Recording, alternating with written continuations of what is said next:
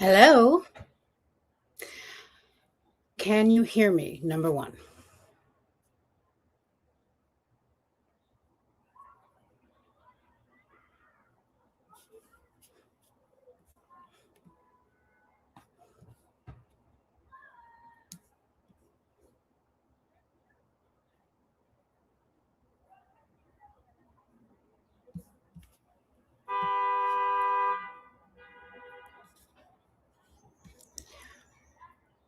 Good. Already I have complaints. Hi, guys. I'll say hello to each and every one of you in a second, but I already forgot my complaint. Oh, yeah. I don't like the chat. So I got StreamYard because I was like, you know what? Don't be a hero. Know your limits. Hi, Noni. Hi, hello, baby, who is in the pool, and I'm very jealous. West Coast, past perfect Pam, Bella's mom. I know I saw Meowgie here because she already misspelled kittens.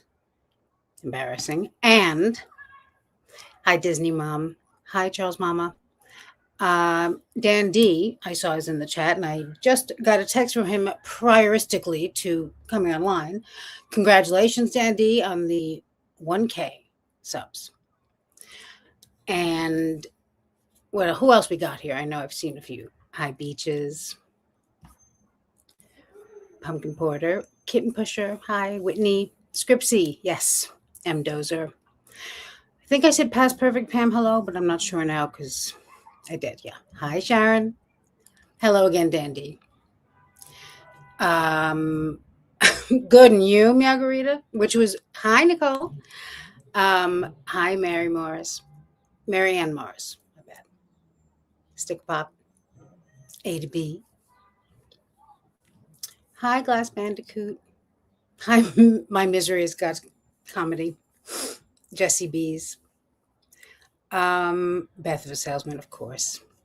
May have gotten all of you. JC. CJ. This is why I can't have nice things, you see. Hi, Ocean Sounds. Yes. I'm going to fix your situation in a second with the mod thing.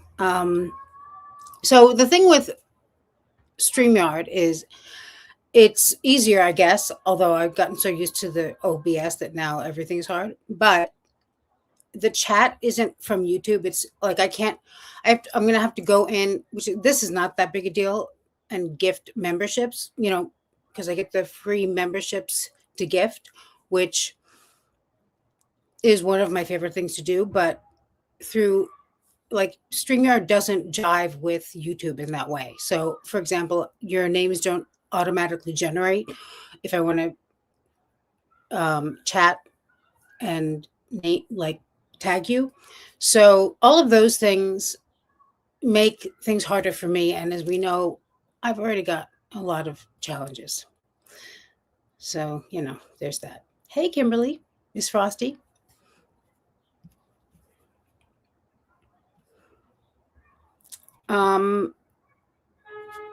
Hi, Shelly Beans. So let's talk about some local news, shall we? Some local YouTube news. Let's get a 1 in the chat for anyone who was. Hey, this is Forever Wanders. Good to see you. Of course, you didn't get the notification. I don't think YouTube is really notifying anymore. They just. Hi, no thanks, okay.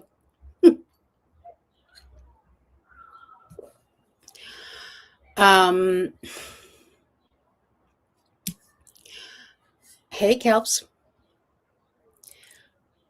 So last night, let's have 1 in the chat for anyone who was in. I was not actually there, but I was made aware of it later in the night. Hear Me Out live last night about Lauren.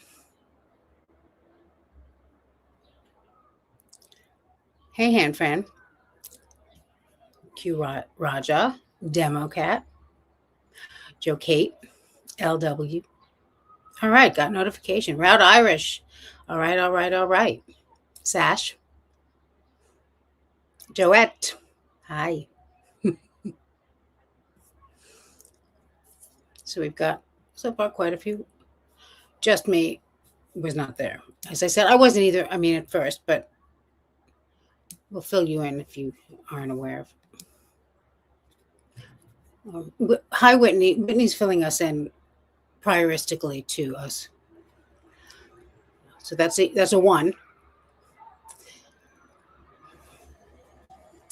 I mean, although, yeah, I was going to say Scripsy, and for those of you who weren't there because it's Lauren, I get it. Believe me, I'm there when it's Lauren because I'm there. I'm not sure I would be that into Lauren if I wasn't involved. For me, what I love about Lauren is watching everyone love it, you know. Hi, here to judge. Who's got the cutest doggy? Here to judge says, "Oh, let me see. Let me see if I can watch this. This is the real reason. See, this is why I wanted StreamYard, because this, when I put it on the screen, then everyone knows what the hell I'm talking about. We'll tell you why. Because Hear Me Out, who is a wonderful human being, as we all know, was exhausted and fell asleep on stream, which is already amusing, obviously. Meowgarita, my phone rang at 1 a.m., which does not, first of all, everyone knows, don't call me. Do not. I mean, you know, there are people I talk to on the phone. We are always like, can you talk? What's a good time to talk? And Meowgarita is the same. It's not like we're busy cold calling each other all the time. But so I see the phone ring. It's her at 1 a.m., which is highly unusual all around. And I'm like, uh-oh. Of course I answer because I'm not a monster. And I'm like, hi. And she goes, hi, I'm sorry to bother you. I said, well, you're not bothering me. What's going on? And she said, well, Hear Me Out has fallen asleep on stream. And you know, what's interesting is when I couldn't make his stream last night, I thought to myself, it's not good left unattended, just for reasons, you know, none of them are his fault. And then my bestie texted me and she was like, I can't do Lauren. She's not always thrilled with Lauren either. She'll sometimes watch, but you know, she's like, and then she said something about ex Derek being there, and I was like, oh, I didn't know. I didn't think ex Derek was going to be on the stream. So she's like, yeah, he's there. I'm like, oh, that's weird. So I forget all about it, of course. Then I get the call from wonderful Meowgie, and I decide, first I try to call Hear Me Out, but of course I go straight to voicemail. And then I go into StreamYard Studio hoping that he'll hear me, because usually when I come, I don't know how it works. This is the first stream I'm doing with it, but usually when I come on, he sees it and knows it. So I thought, well, maybe that's how it is, even once it's recording. And so I'm like, hello, you know, but then when they couldn't hear me on the stream, I figured he probably can't either, because it would go through his. Now, Hear Me Out is out cold. I don't sleep this well in my own bed. Okay. Out cold. And I see and hear ex Derek. So now I'm really confused. First of all, the ex Derek I'm hearing, I know is a recording, which was also kind of funny, because the recording that it was him saying ridiculous, like bad sex talk kind of thing. He's got like a record. Those of you who know, he's got like a recording of ex Derek saying. Anyway, so I'm hearing his ex Derek's voice, which confuses me for a second until I realize it's the recording, which is also a little weird because of what's happening here. And I see him, like his icon on the screen. So I'm like, what's happening here? Like, I know they're not in the same room, or else I would think maybe there's some kind of carbon monoxide leak, you know? And I'm like, that's so weird. Like, what's going on here? I asked Meowgie, is ex Derek there? Like on the stream? She goes, no. I said, okay, that's what I thought. But then I was confused. And anyway, the chat was extremely funny because a lot of people were excited about our first sleepover. I was considering swatting him. I didn't know what else to do to wake him up, because I was like, you know, it never really occurred to me, like, this, had he not woken up, we'd still be there watching, probably. Who knows? his wife did wake him up, and for some reason was watching. She wasn't watching all night because the joke, he always says his family would rather die than watch his channel. But I guess she checked it. She realized somehow she heard him sleeping and then woke up and then not talking, then realized that he was still alive and said, "You're still alive." He told me that she yelled at him with love, which is the only way to yell, in my opinion. And there we go.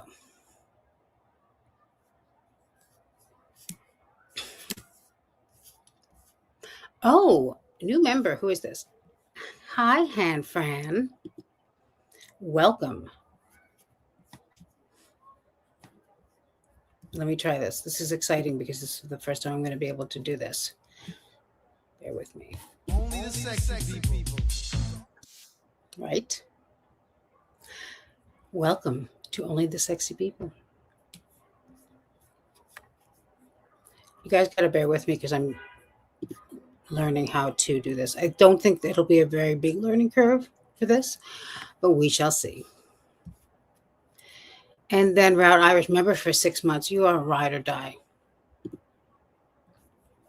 Route Irish has done some, I feel like, has been living kind of an exciting life lately.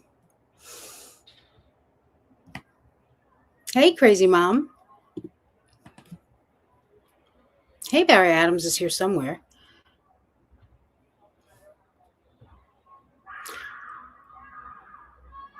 Hi, Rocky. Did you figure out what the one was for? Who was on the stream last night? Probably by now, right? Hey, Dana Lynn. Yeah, Past Perfect Pam says she just doesn't get Lauren, and I get that. Believe me, I do. I always say, like, if it wasn't for the fact that I work with and am good friends with, hear me out. And I mean, I found out about Lauren through them, and the reason why I was interested is because I know that I've watched. This is before I had a channel. I had watched Hear Me Out long enough to know that he's funny to me, and so is ex Derek. So I was like, well, if they think it's funny, I'll probably think it's funny. So, as I said, it's them enjoying it that makes me enjoy it. But oh bless, just me. You want to hear what's funny is that when I told my bestie what had happened last night, she went, of course, to look. Maybe it must have been last night before he woke up. I said to her, "Well, I just got a call, and Hear Me Out is out cold." And so she went to look, and she was like, "Oh my God!" She said, "The chat is so funny." One person said, "Oh, bless his heart," or "Bless him." Yeah, and also I think it was Coco Jenny who said, "Good and you," like out of nowhere, just in the middle of the comments, the chat. Hey, Dreadful Penny, good to see you.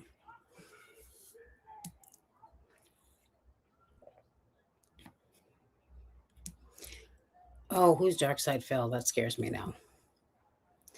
It could have been a lot worse. He and I were texting about it afterwards. I was like, first of all, you're very cute when you're asleep, and everyone was having a great time. Nothing horrible happened. So, for what, Meowgarita, calling you out for misspelling kitten? It was just a typo. I know you know how to spell kitten.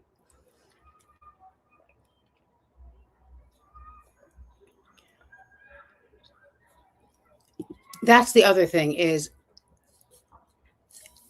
no thanks from Kay says I couldn't sleep after. I was still up when he posted hours later. I guess I was more worried than I realized, even though I'm new to it all. Yeah, right. There's something very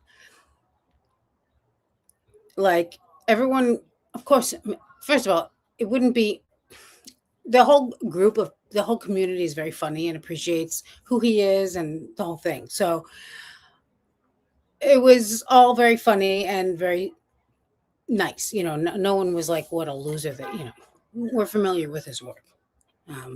But I was very glad that his wife, that someone, his wife obviously is the only one there. So thank God that she woke him up.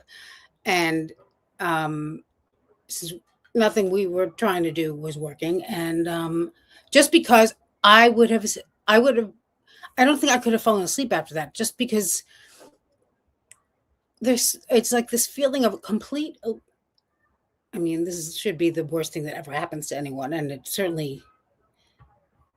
I mean, you'd be pretty lucky if this is the worst thing that ever happens to you, that someone you know falls asleep on stream. But it was. Mo- I never really thought about the ramifications of that. I was like, well, but I was like, couldn't turn it off. I couldn't wake him up. And I realized if he doesn't get up, it's just going to be all of us listening to him sleep for however long he sleeps.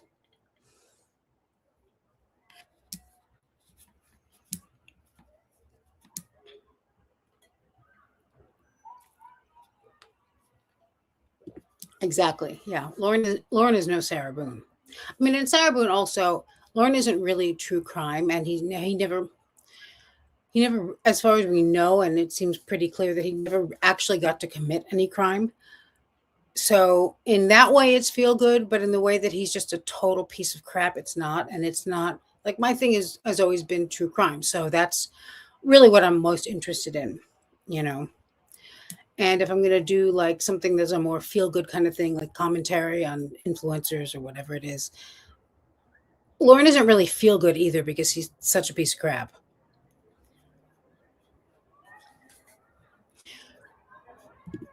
Right. Either people I really like, and most of the people, oh, not most, but a lot of the people I really like don't want to talk on the phone anyway. Um, or people I have no choice, like my mother and a job interview.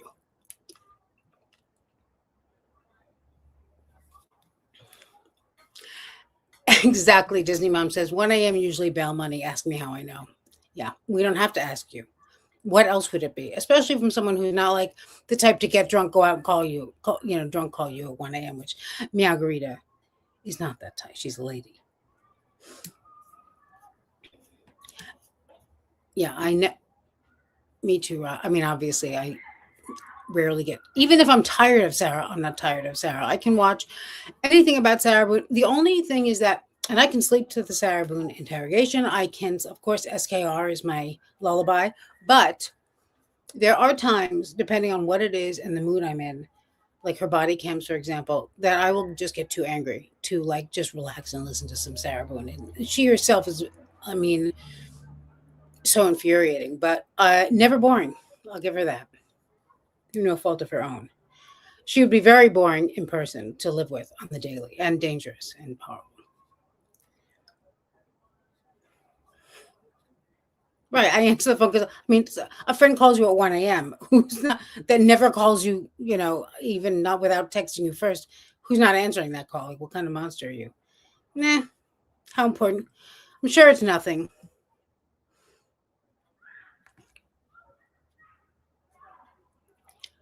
Um, Hear Me Out does not have to pay for airtime, no, but it's this streaming service we pay for is a, I now pay for it. I just got it, but it's like a weekly charge, monthly, however you want to pay it.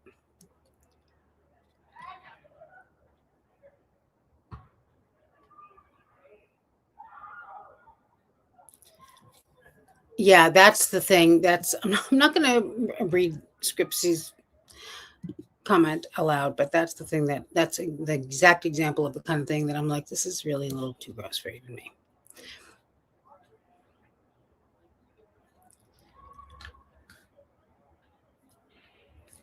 Yeah, I didn't know actually. I wasn't aware that Hear Me Out had an issue with waking up kind of thing, and but I of course I get it.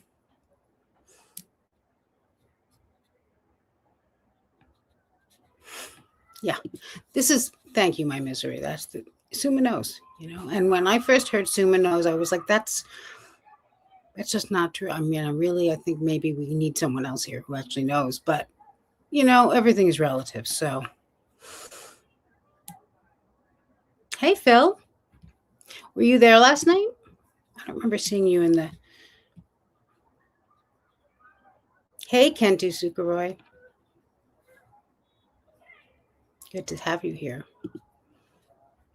So, what we're gonna hey, Deb Rockhill, what we're gonna do? I want to know how if you're. I hope your son had a good time here. Um, what we're going to. Hey, Wendy.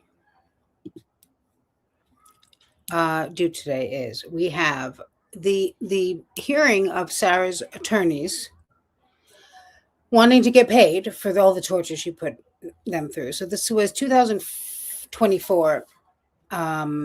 There was a hearing that when I put it in one of the recent videos I did about Sarah, and people were like, "Oh, can you link that hearing? Can you?"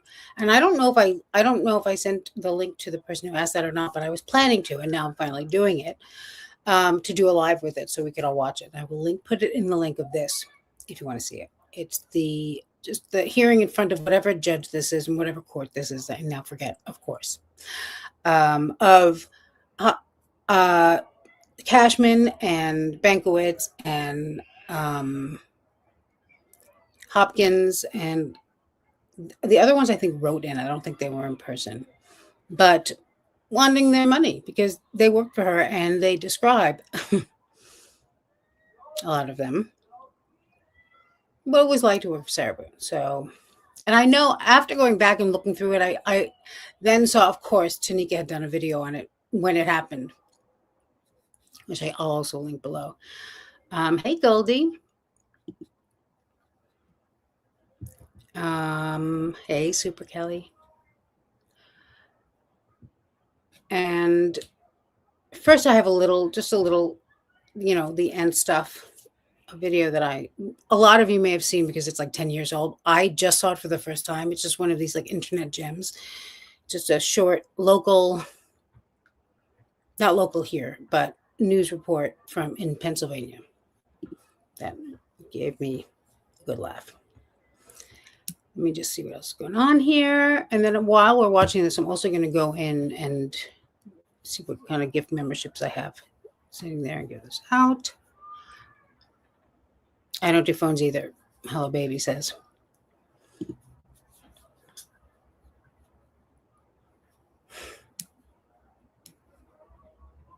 Yeah, snoring. He was snoring. But it could have been a lot worse, I mean, he wasn't snoring that loud.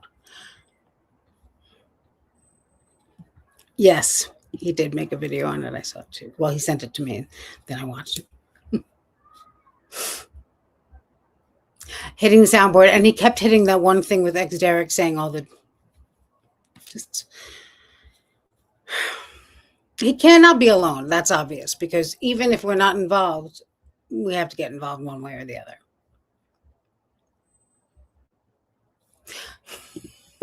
Yeah, it's bad when Hear Me Out is sleeping and has more viewers.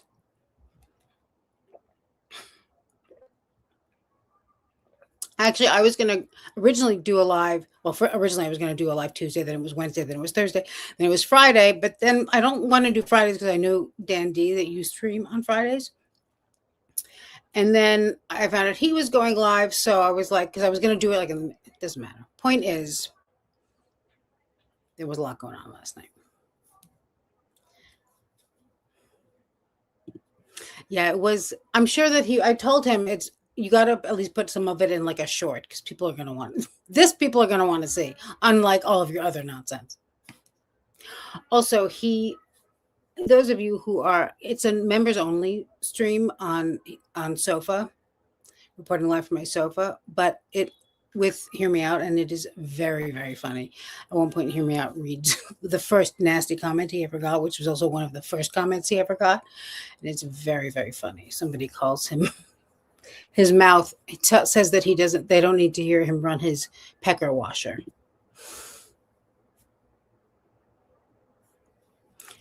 Right, only she should be paid for her work. Exactly, Pam.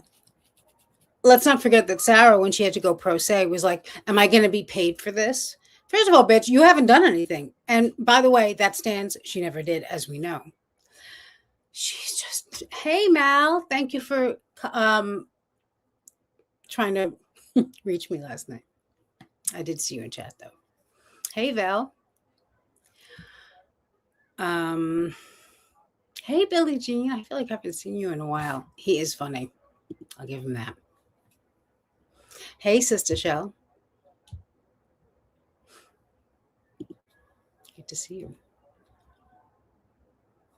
Hey, Since Sliced Bread. All right, we have another sexy person. 5 months. Thank you. Only the sexy people.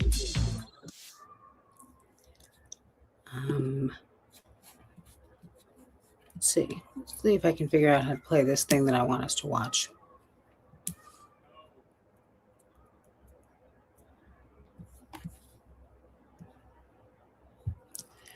Let's see.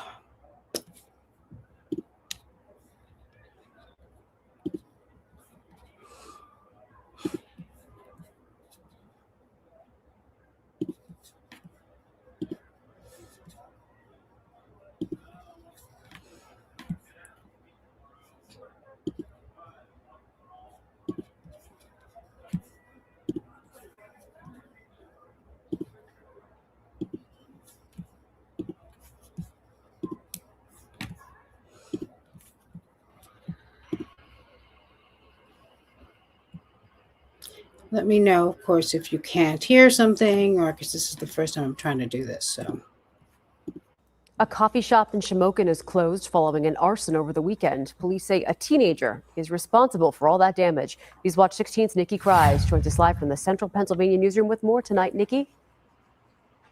Julie, a lot of people in Shamokin are upset that Dunkin Donuts is closed because they didn't have anywhere else to go for coffee and donuts. Today, we also learned new information about the teenage girl police charged with setting the place on fire.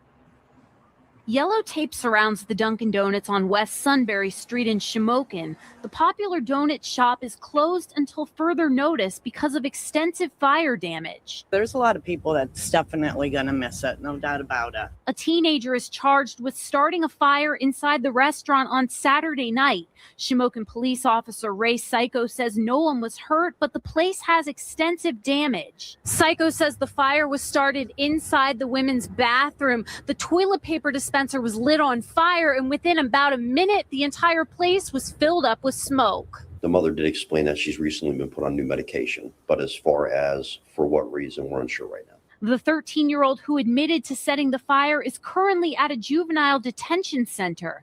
Many people who live in Shamokin are upset that Dunkin Donuts is closed. Now I have to rely on myself to go to maybe a Turkey Hill or something where I don't like their donuts. I rather the donuts at Dunkin Donuts. And I'm kind of dealing with it, but I really miss Dunkin Donuts. I go there every day. I get a chicken bacon croissant, or I get some coffee, Powerade if I'm dehydrated. I sit there all the time. If I have any legal work that I need to do, I go there. I meet with my attorneys there. I'm going to miss that place if it don't open up. And a lot of my friends go in there, get the cold coffee, iced coffee, I guess it's called. People miss their local hangout and hope Dunkin Donuts reopens soon here in Shamokin. Cheap, classy place to meet up. It's a location where you can meet up with your friends. It's the only thing this town has. Officials don't know when Dunkin Donuts in Shamokin will reopen because the damage is so extensive. As for the teen who confessed to setting the fire, officers were able to confirm her identity through surveillance video shown on Newswatch 16. Nikki Krise, Newswatch.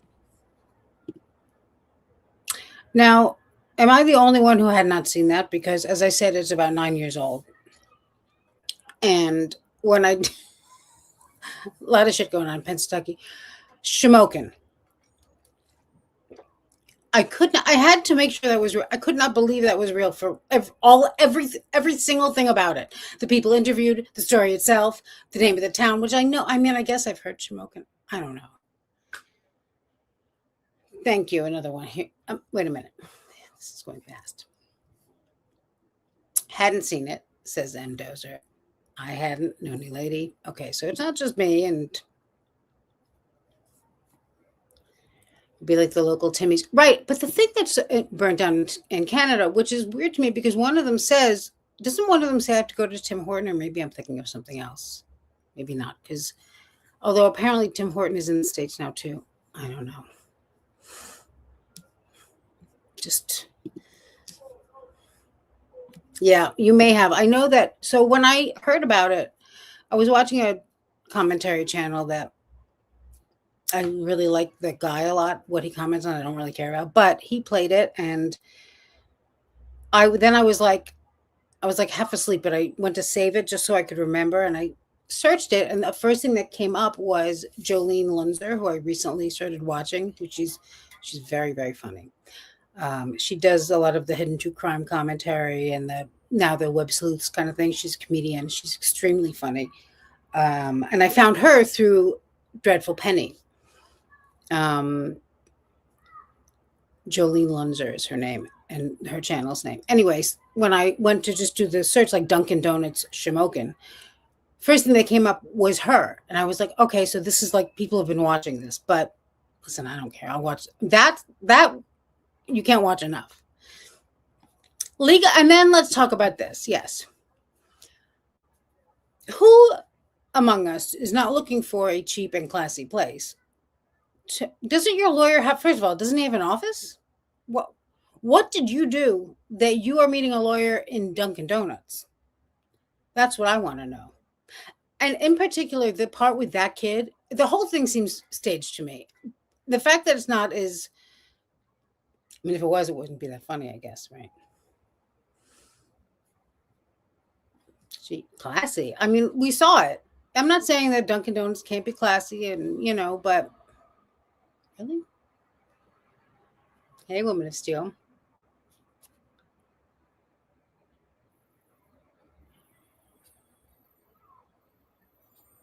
Yeah, I know. Now they're in New York City. There used to not be that many Dunkin Donuts from what I remember. And donuts aren't that much of a thing here like they are in LA, which I couldn't believe when I got there. I was like, I thought everyone here is supposed to be so healthy and diet conscious. There's a donut shop every 5 minutes, But also, I don't know if Dunkin' Donuts, to me, are not really, I don't know. I prefer Krispy Kreme, too. We finally got one of those. But also, the less donut places we have, the better. For me. Compass. Yeah, I'd never seen it either. Maybe it's just old enough that we all missed it.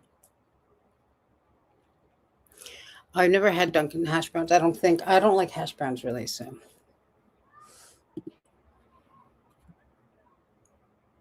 Yeah, I mean, I hope they got that Dunkin' Donuts back up because the community was really quite affected, which is, wow.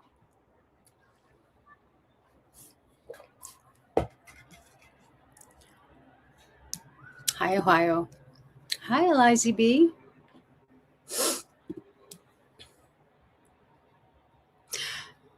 Here to judge, yeah, they always do find the most interesting people. And here, at least, they almost always interview only people who you can't understand a word they're saying. And they're Americans, like, really, this is the only person you could find. I have no idea what they're saying, except for when they stop to say, know what I'm saying?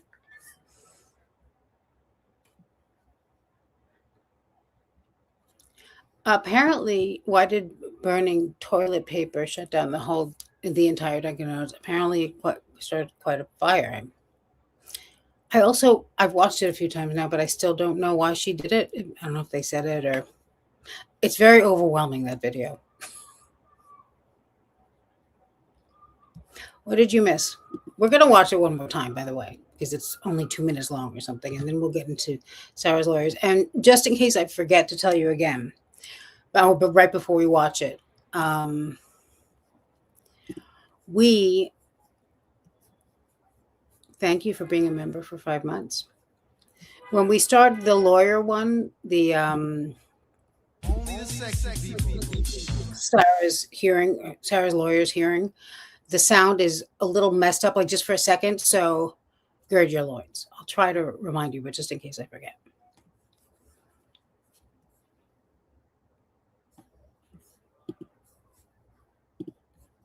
Live in the central Pennsylvania.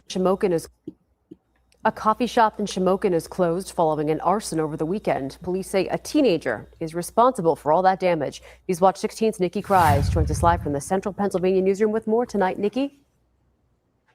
Julie, a lot of people in Shamokin are upset that Dunkin Donuts is closed because they didn't have anywhere else to go for coffee and donuts. Today, we also learned new information about the teenage girl police charged with setting the place on fire. Yellow tape surrounds the Dunkin Donuts on West Sunbury Street in Shamokin. The popular donut shop is closed until further notice because of extensive fire damage. There's a lot of people that's definitely going to miss it, no doubt about it. A teenager is charged with starting a fire inside the restaurant on Saturday night. Shamokin police officer Ray Psycho says no one was hurt, but the place has extensive damage. Psycho says the fire was started inside the women's bathroom. The toilet paper dispenser was lit on fire, and within about a minute, the entire place was filled up with smoke. The mother did explain that she's recently been put on new medication, but as far as for what reason, we're unsure right now. The 13-year-old who admitted to setting the fire is currently at a juvenile detention center. Many people who live in Shamokin are upset that Dunkin Donuts is closed. Now I have to rely on myself to go to maybe a Turkey Hill or something where I don't like their donuts. I rather the donuts at Dunkin Donuts. And I'm kind of dealing with it, but I really miss Dunkin Donuts. I go there every day. I get a chicken bacon croissant, or I get some coffee, Powerade if I'm dehydrated. I sit there all the time. If I have any legal work that I need to do, I go there. I meet with my attorneys there. I'm going to miss that place if it don't open up. And a lot of my friends go in there, get the cold coffee, ice. I forgot to mention that the officer's name is Psycho. Also, on top of that, everything else. So. Coffee, I guess it's called. People miss their local hangout and hope Dunkin Donuts reopens soon here in Shamokin. Cheap, classy place to meet up. It's a location where you can meet up with your friends. It's the only thing this town has. Officials don't know when Dunkin Donuts in Shamokin will reopen because the damage is so extensive. As for the teen who confessed to setting the fire, officers were able to confirm her identity through surveillance video shown on Newswatch 16. Nikki Cries, Newswatch 16, live in the Central Pennsylvania newsroom. Thank you. On behalf of Mr. Boone, Judge, I believe I said. Okay, that wasn't my fault because it started without me being aware. That was my fault, though. But as I said, and I'm saying again, the sound is a little wonky, as you people in Minnesota say, for a second or two. So there you go. My notes are attorney number 7, but I think Again, this is Sarah's attorneys wanting to get paid for all the torture she put them through. This is a different judge, but she also mentions, you'll see. I was actually attorney number 6 on the case. I've had the case the longest of the 3 of us that are appearing before the court now. All right, thank you. And Mr. Hobson, you were court appointed to Ms. Boone at some point during her saga as well? Yes, Your Honor. After Mr. Bankowitz withdrew, I was appointed. All right. So we have all 3 of your bills, and I know JAC had indicated they had no objection to Ms. Cashman's bill, but I did not get a similar statement with regard to Mr. Bankowitz or Mr. Hobson, so I thought I needed to have a hearing with all 3 of you present. I am. Mr. Lake? I was going to say, there is an objection here because essentially what we're at this point is this is compensation in excess of the flat fee because there's 3 attorneys involved.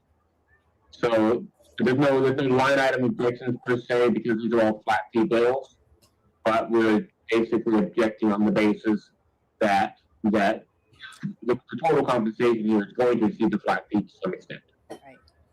And I will tell you that I am very familiar with Ms. Boone's case because she has gone through many attorneys and has, yes, according to Judge Kranick's order, sabotaged those relationships. And accordingly, attorneys withdraw and new attorneys were appointed. And I do recognize that a lot of work was done for Ms. Boone. So we will start with Mr. Bankowitz, then move to Mr. Hobson, and then to Ms. Cashman. Thank you, Your Honor. Basically, I had the case for a little over a year. I had 175 hours in the case, including actually 45 hours at the jail with the defendant. When I received the case, I got a box of crazy information, I'll put it that way.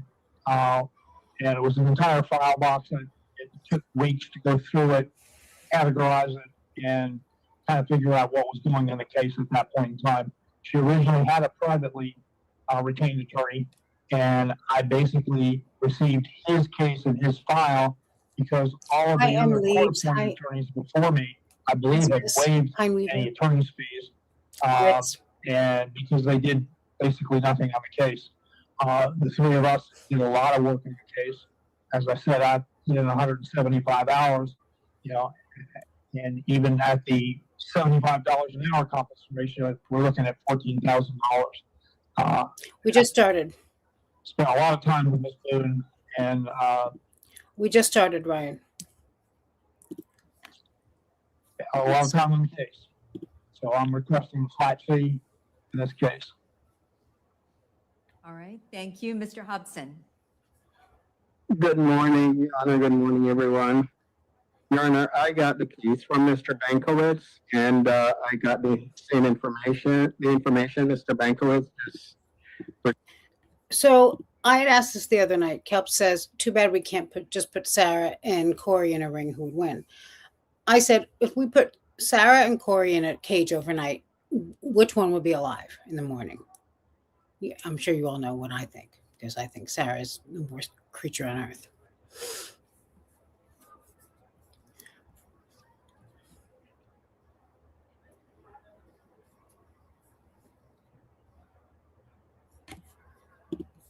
Decided that he had reviewed, and in addition, of course, Listen his to this. information on top of all of that. I spent some time with the defendant at the jail. I spent tremendous amount of time with the investigator reviewing the case, talking about discovery, experts, and so forth. I spent a tremendous amount of time with a proposed expert, Dr. Linda DeRay. That it turns out the defendant didn't like her. I thought she'd be great. We talked for dozens of hours, almost daily, extensive periods of time, coming up with theory of defense or theories of defense. In fact, you combine the information from the expert defense attorney that was privately involved and took the case to right up to the edge for trial, and then had to back out. So I had that information, those boxes or box of information Mr. Bankowitz talked about. I had those. I had to go through those. I gave all that material to Ms. Cashman, plus my information on top of that. Spent a lot of time interviewing people about how they'd respond if they were jurors. So I was looking at the case from all angles. I had the case from, I believe, September 23 until May 24. I would say conservatively, any lawyer that had this case can tell you easily they spend at least an hour to 2 hours on this case every single day. Given the information coming in from Ms. Boone, the matter she wanted dealt with, her theory on the law versus our theory, and it was a constant battle going back and forth. You had to deal with the gaslighting. I told Judge Kranek at the time that I withdrew that it just was too much. This case required at least 2 lawyers. I told that to Judge Kranek, plus possibly an assistant. I see now the case has 3 lawyers, plus experts that we worked at getting, plus investigators. So everything they're doing now, we attempted to do. We made every effort to do all those things. Ms. Boone now has custody of files belonging to myself, Ms. Cashman, and Mr. Bankowitz. We did just put in a tremendous amount of work. It taxed every fiber in your body and the bodies of the assistants or any person that worked with you on this matter. And I think flat fee for each of the attorney would be exceedingly reasonable, Judge. And I heard the judge comments regarding $75 an hour. I won't even speak to that. It would be totally redundant given the expert knowledge of all the attorneys and Your Honor involved in this case and any other case we come to the court on regarding fees. But this was a extremely difficult case, Judge. Most of the difficulty revolved around just handling the defendant and coordinating the defendant's thoughts on how things should go with what our experts were telling us and our investigators were telling us. So I believe the flat fee for each attorney would be. We will listen to that again in a second.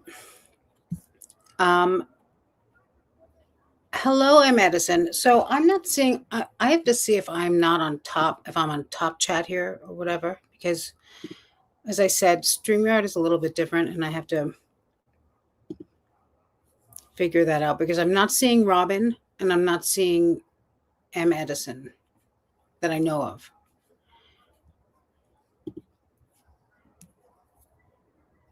Now, he just said that working with Sarah Boone taxed every fiber of everyone's body who even worked on the case as an extra. Like,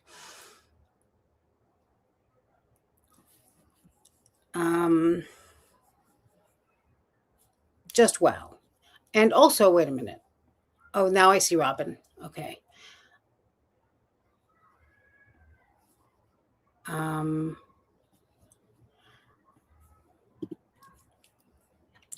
And also someone gifted memberships that I didn't see here. I was just in on YouTube to see what was going on so I could do some stuff, and now I'm not seeing it.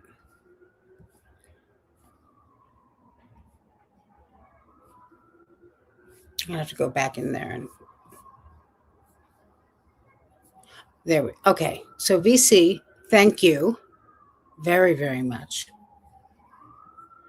I'm really gonna have to start doing things for the members because I'm, not great at that. But thank you.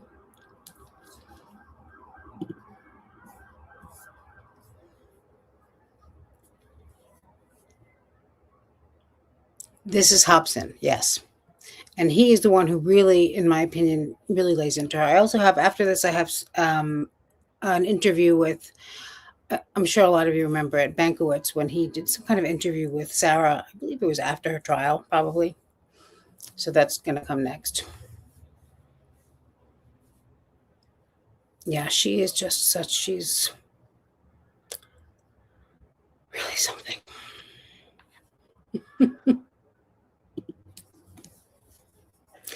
Yeah, I'm really trying to, I love doing lives and obviously I took a break, but I just want to have it, I want to have it down and that might take a while. We'll see, but so far so good on this new platform. Just cause to fun 122. Hello. And welcome. Hey, Tracy. So let's watch this again. I mean, let's continue watching this is what I mean.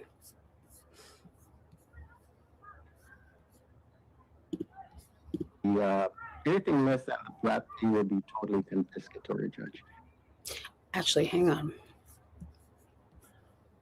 I'm going to start it over, if that's okay, with the closed captions. It's the longest of the three of us that are appearing before the court now. All right, thank you. And Mr. Hobson, you were court appointed to Ms. Boone at some point during her saga as well? Yes, Your Honor. After Mr. Bankowitz withdrew, I was appointed. I will remove this. Hang on a second. So we have all three of your bills, and I know JAC. Hang on a second. Okay. Had indicated they had no objection to Ms. Cashman's bill, but I did not get a similar statement with regard to Mr. Bankowitz or Mr. Hobson. So I thought I needed to have a hearing with all three of you present. I am. Right. Mr. Lake? I was just saying, there is an objection here because essentially what we're at this point is this is compensation in excess of the flat fee because there's 3 attorneys involved. So there's no line item objections per se because these are all flat fee bills, but we're basically objecting on the basis that the total compensation here is going to exceed the flat fee to some extent. Right.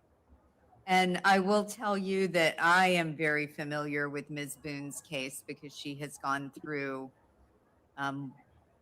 many attorneys and has, according to Judge Kranik's order, sabotaged those relationships. And accordingly, attorneys needed to withdraw and new attorneys were appointed. And I do recognize that a lot of work was done for Ms. Boone. So we will start with Mr. Bankowitz, then move to Mr. Hobson, and then to Ms. Cashman. Thank you, Your Honor. Basically, I had the case for a little over a year. I had 175 hours in the case, including actually 45 hours at the jail with the defendant. When I received the case, I got a box of crazy information, I'll put it that way. And it was an entire file box, and it took weeks to go through it, categorize it, and kind of figure out what was going on in the case at that point in time.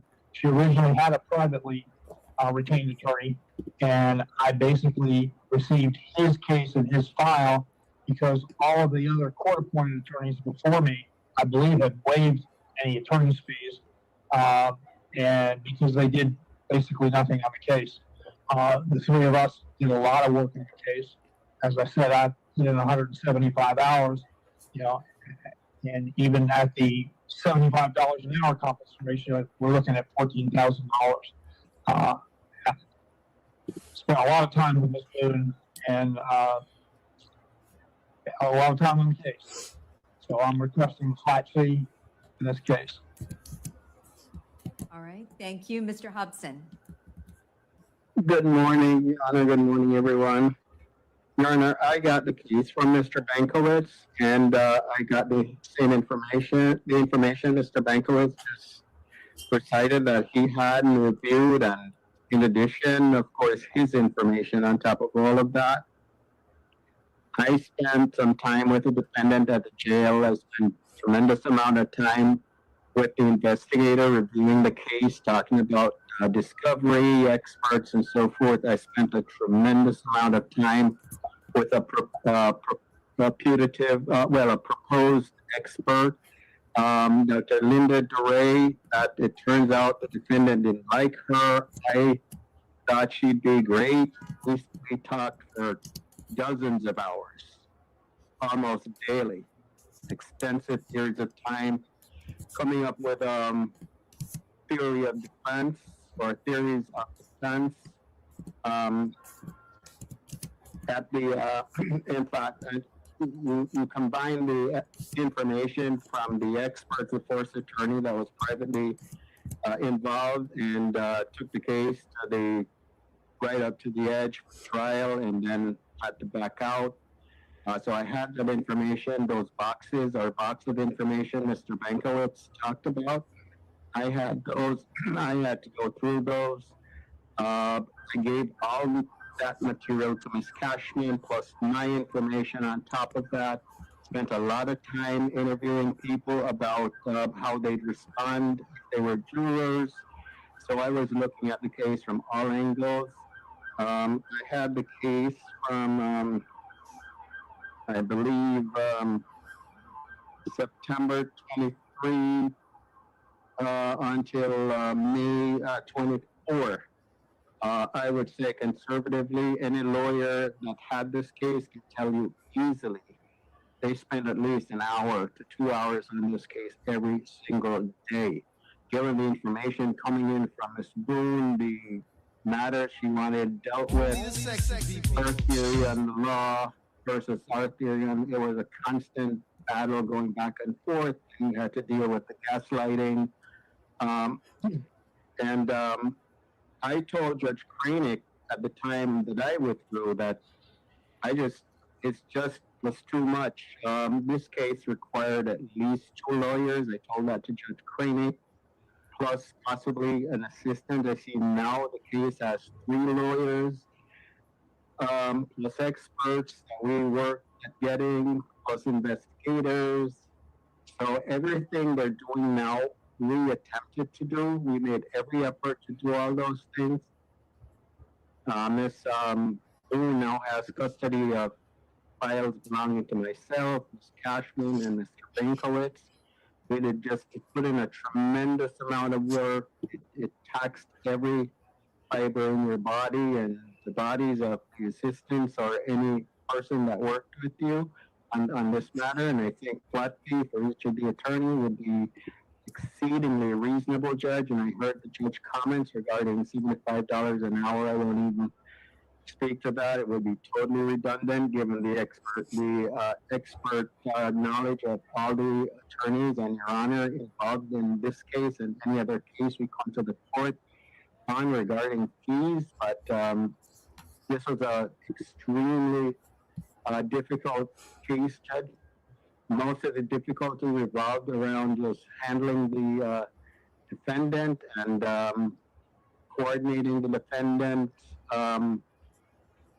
thoughts on how things should go with what our experts were telling us and our investigators were telling us. So I believe the flat fee for each attorney would be anything less than the flat fee would be totally confiscatory, Judge. Thank you so much. Thank you. Ms. Cashman. Your Honor, I'm asking for the $15,000 flat fee, and I'm also asking to be reimbursed for the $1,800 that I paid to an expert, and JAC has a copy of my check front and back on this case. One of the issues that always has to be. Hi, Em and Emily. You're probably in the middle of this. We're watching it for a second time. But you probably have time. I think the part we've watched is probably the best part. So if you want to rewind real quick and then go back, because I'm not sure we'll be watching it again a third time unless people want to. Be addressed. Good to see you. When there are multiple attorneys, and I was the 8th attorney and the 4th private court-appointed attorney is making a case that is old by purposes for reasons of being on the docket for a long time, a priority, and putting aside other work. One of the unusual things about Ms. Boone's case was when I did. We need to raise money for therapy for what Third Rail has put us through. Or to get someone to sue them and put them away where they belong. Withdraw for ethical reasons. The court found that she had forfeited her right to an attorney. Right. She is charged by information with second-degree murder. There was an unusual amount of media attention on this case. The facts are she's accused of putting her boyfriend in a suitcase. He later dies. There is a video of this that went viral. Because the video went viral, because of coverage by Court TV, News Nation, Fox, the local channels, the Sentinel, and websites such as Know Your Lawyer, Legal Bites, and Bruce Rivers, you had to review not just the banker boxes of discovery and work done by the previous attorneys, but stay up to date with what potential jurors were viewing if they were watching it on the internet. There was a lot of correspondence between the defendant and the court. Obviously, I had to review all that. The most recent piece of correspondence when I was Ms. Boone's counsel was the 58-page letter that she wrote. And again, all these letters are published, they're analyzed. I, like previous counsel, spent an inordinate amount of time with Ms. Boone. I spent over 20 hours during my period of time that I was representing her. I believe that for multiple reasons, the court can find that this case was extraordinary and unusual, and that it would be confiscatory to not pay me the flat fee. And having provided the requested proof based on the procedure for reimbursable costs, it's my understanding that Mr. Lake is not objecting to me being reimbursed for the $1,800 that I spent to retain an expert who did not have a contract with JAC. Thank you. Mr. Lake. Yes, Your Honor, just briefly. But as far as the issue of the $1,800, JAC has no objection to that reimbursement. That's more of a technicality. The court did approve the expert. This is just the attorney getting reimbursed for expense that we have no objection to. So that's a non-issue.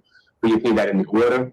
As far as the fees are concerned, the issue here is that other than Ms. Cashman, who submitted an hourly statement of 118 hours, none of the other attorneys actually submitted hourly statements, so we are kind of constrained by the statute.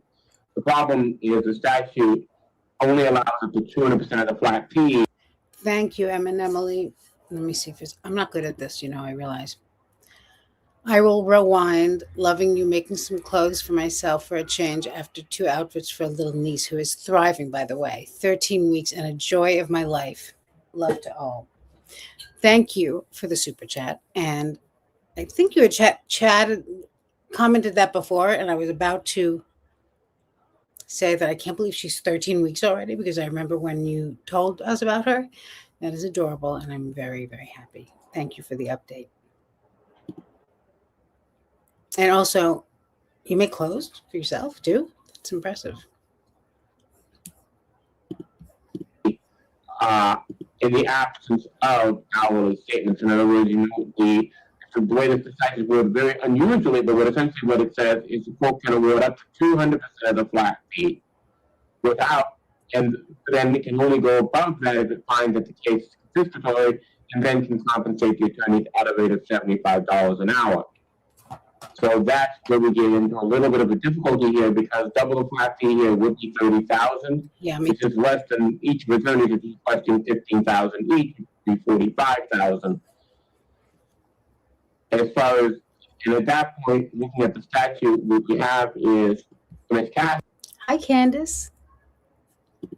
She got 118 hours in. That would represent at a rate of $75 an hour, $8,850. Based on Mr. Bankowitz's statement, he has 175 hours in, which would be $13,125 at that rate. And Mr. Hobson, he just basically said about 200 hours, which would be $15,000. That's the issue, Your Honor, is that, technically compensation has to be at a rate of $75 an hour for it to go above $30,000. And so beyond that, ultimately, but we leave it to court discretion to determine reasonable fee for each attorney, and we acknowledge that this. I don't think we can even begin to dispute that this is not an extraordinary unusual case. It's just that what the statute says is how the compensation structure is set up, and we have to argue that the court needs to follow that structure. Mr. Lake, if one bills hourly, can the others be flat fee under your interpretation of the statute? Until you get to double the flat fee, yes, that works. But once you go above double the flat fee, then at that point, it really should be compensation, should be $75 an hour. However, we also acknowledge that we have had other cases like this where the court has awarded the full flat fee to each attorney, and we've never taken it up. So, it's essentially, we have to argue that you can only go to 200% of the flat fee, and at that point, it has to go hourly. But we also acknowledge that realistically, there is no attorney on the other than somebody who might take the case pro bono for other reasons. There's no attorney on the surface of this planet that would take this case for $15,000. Your Honor, if I may address. I don't need to do that, Mr. Hobson. Thank you. Yes. I am going to award the $15,000 flat fee to Mr. Bankowitz and Ms. Cashman, and a $15,000 hourly fee to Mr. Hobson. Ms. Cashman will be reimbursed her $1,800 in costs. I will issue an order to that on each of these cases. You've sent me orders electronically, and I will e-sign them. I've got it here. And e-file them in just a moment. Mr. Lake, do you have any questions? No, Your Honor. All right. Anything further with regard to this matter? No, Your Honor, I would just state that I'm not asking for this cost, but I paid over $400 in photocopy fees cost for material that I sent to Ms. Boone along the way. But I'm not asking for that to be refunded to me. All right. Thank you, Mr. Hobson. Welcome back. In our spotlight this morning, some inside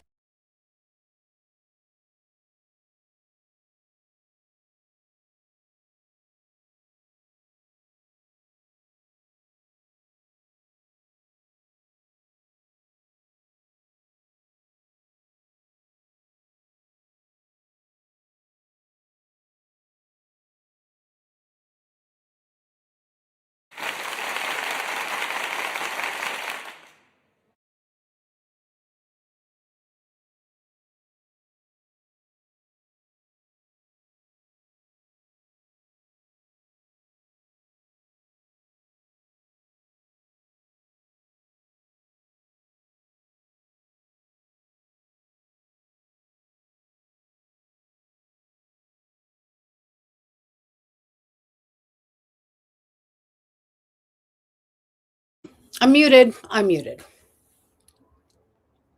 What I said was we're going to watch this Bankiewicz thing, which I haven't seen since it was aired. And we'll check that out, and then we'll see what we feel like.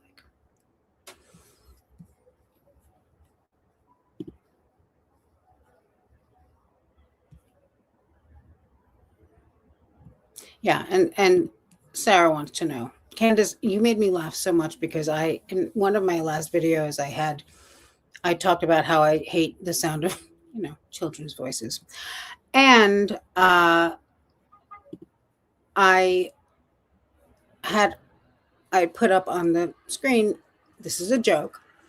And you commented like that you were cracking up because the fact that I put that on means that some people took it seriously. And right, you are. I mean, not a lot of people, but every once in a while, even somebody who's like been watching me from the get, like a ride or die, will be like, I like the sound of children's voices. And I'm like, do you really think I hate the sound of children? Like, I mean, do I come off as a person? I mean, first of all, I wouldn't say it if it was true.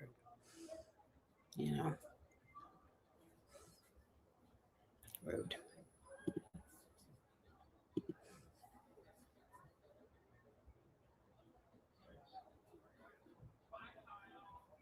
Here we go. Here's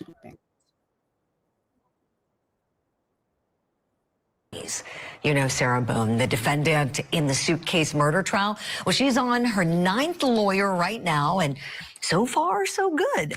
But 3 court-appointed attorneys who used to represent her went before a judge to get paid, telling the court what it was like to represent Sarah Boone. Like previous counsel, spent an inordinate amount of time with Ms. Boone. I spent over 20 hours during my period of time that I was representing her. I believe that for multiple reasons, the court can find that this case was extraordinary and unusual, and that it would be confiscatory to not pay me the flat fee. And get this, one attorney even said he had to put up with Boone's gaslighting. How about that? Now, the judge granted payment of $15,000 for... Right, and I also kick puppies. I'm talking about that. Each of those attorneys. God forbid anyone should ever kick a puppy. Attorneys who had not been paid, of course. Or pull a kitten's tail. They're so cute, those little tails. Plus some other fees. So hopefully everyone is receiving the compensation that is owed to them. And I've long said that all of those attorneys deserve a medal for tolerating her. That's just my opinion. And I want to bring in one of those attorneys who should get a medal right now. I want to welcome in attorney Frank Bankiewicz. He was number 6 in the order that we've been counting, and we're so pleased to have him here alongside Court TV digital producer Lauren Silver, who's been digging in, researching this case for for us, following all of the progression through the years. And we're so happy to dig in with you both this morning. So, Frank, let me start with you. Welcome. Thank you for doing this. Hi, Tanika. And talk to us a little bit, please, about what it was like to represent Sarah Boone. Well, it was an unusual situation. Case had a lot of publicity, and Miss Boone was very involved with her own defense, and she wanted her attorneys to be also that involved, regardless of what other cases they had. So it was an experience. Sure. And I know right now her current legal team is saying they're going to present battered spouse syndrome as their defense. And I understand that that was also something that you had intended to present, but there was a problem that Sarah had with it. What was that, Frank? She did not like the expert witness that we had chosen to assist in that defense and could not get along with that person. At times refused to communicate, meet with, or do any assistance with the expert that we had retained. So an issue with an expert. Okay. And we know that her team is also taking issue with something else, with the interrogation that was done. And it was videotaped. We watched it in depth.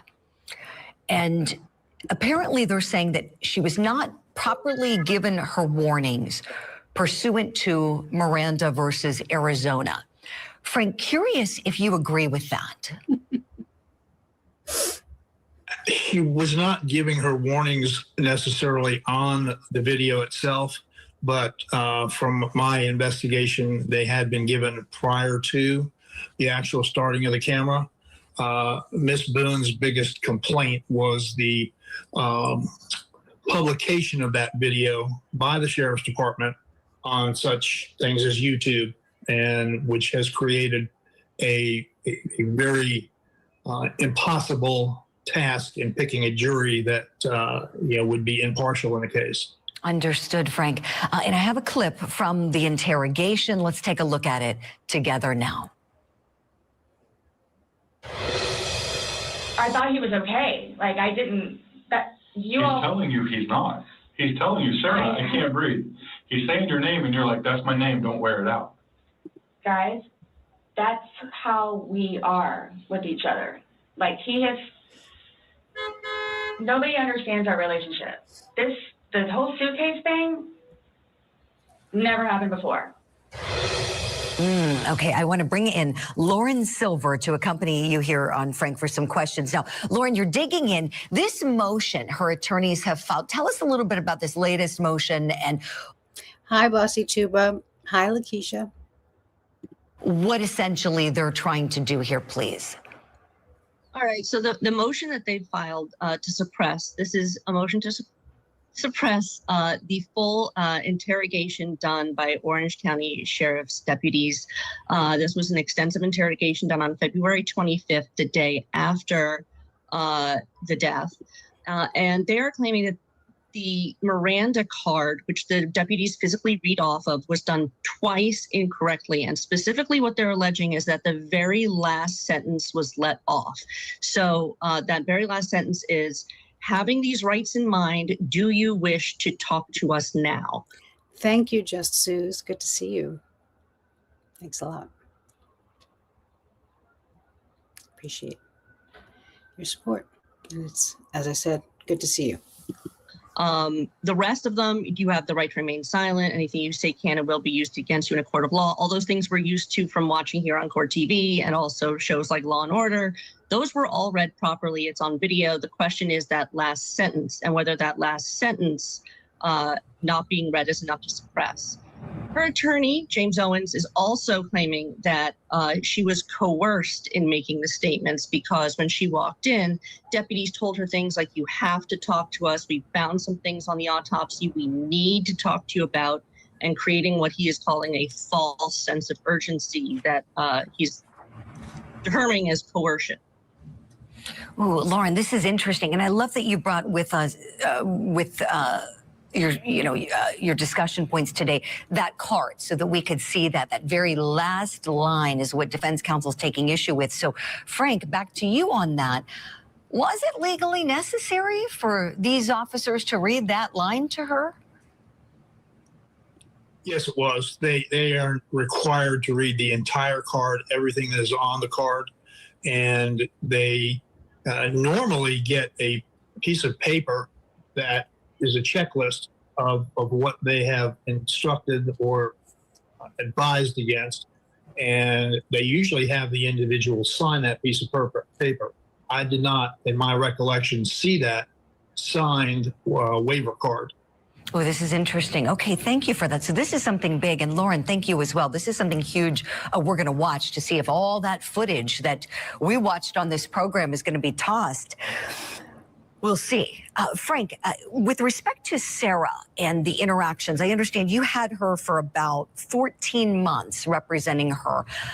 Did you two get along? Were you able to get along well with her? Thank you, Candace. That's a tough question.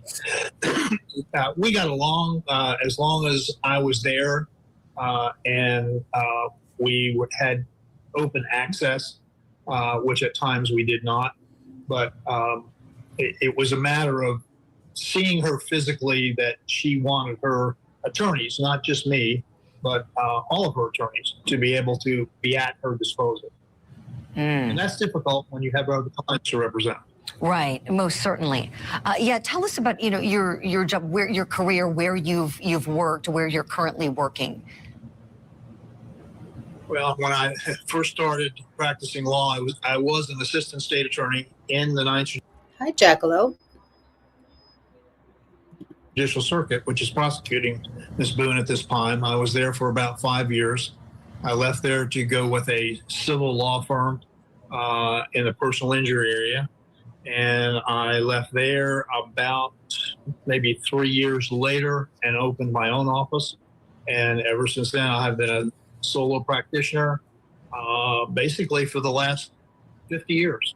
I'm a member of the Florida Bar for 50 years. Well, that's awesome. That's incredibly impressive, Frank.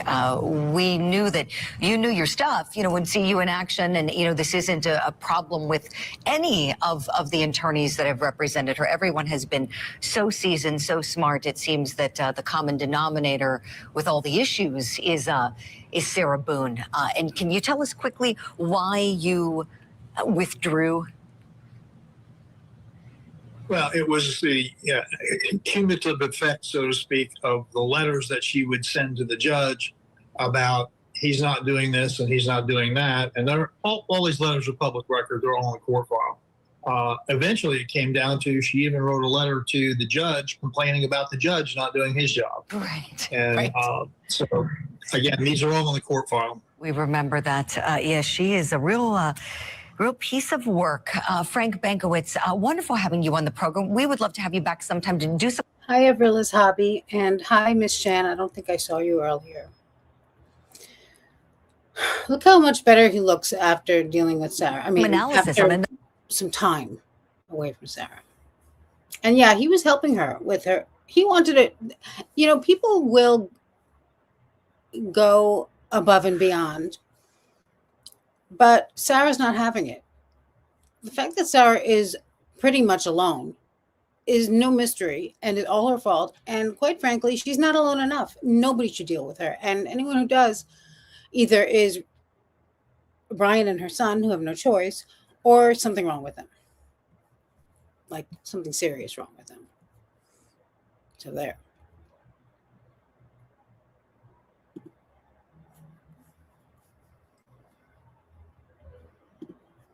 Now,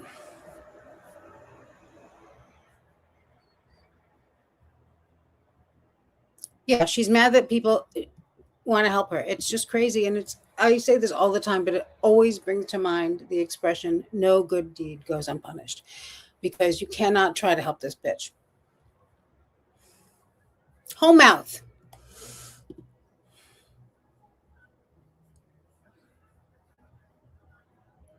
Yeah, I think she is still I believe she's still in touch with Nicole, last I heard. Okay. I mean, what can you do? Hi, Rhonda. I don't know if I said hello to you.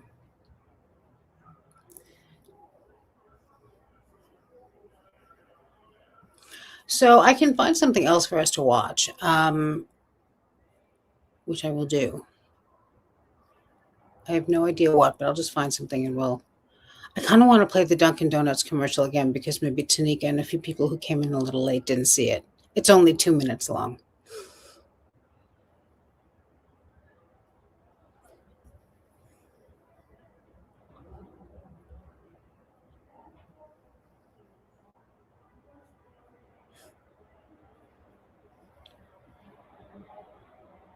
Her only friend is in Australia. And she can't figure out the time difference there. That's too much for her. Oh, you didn't see it. Okay, Dorgan. I hope you haven't seen it before because it has been around for a long time. But I think it's worth a rewatch. You know me. I'm like a small child that can watch the same thing over and over again. And I'm not alone, which is great.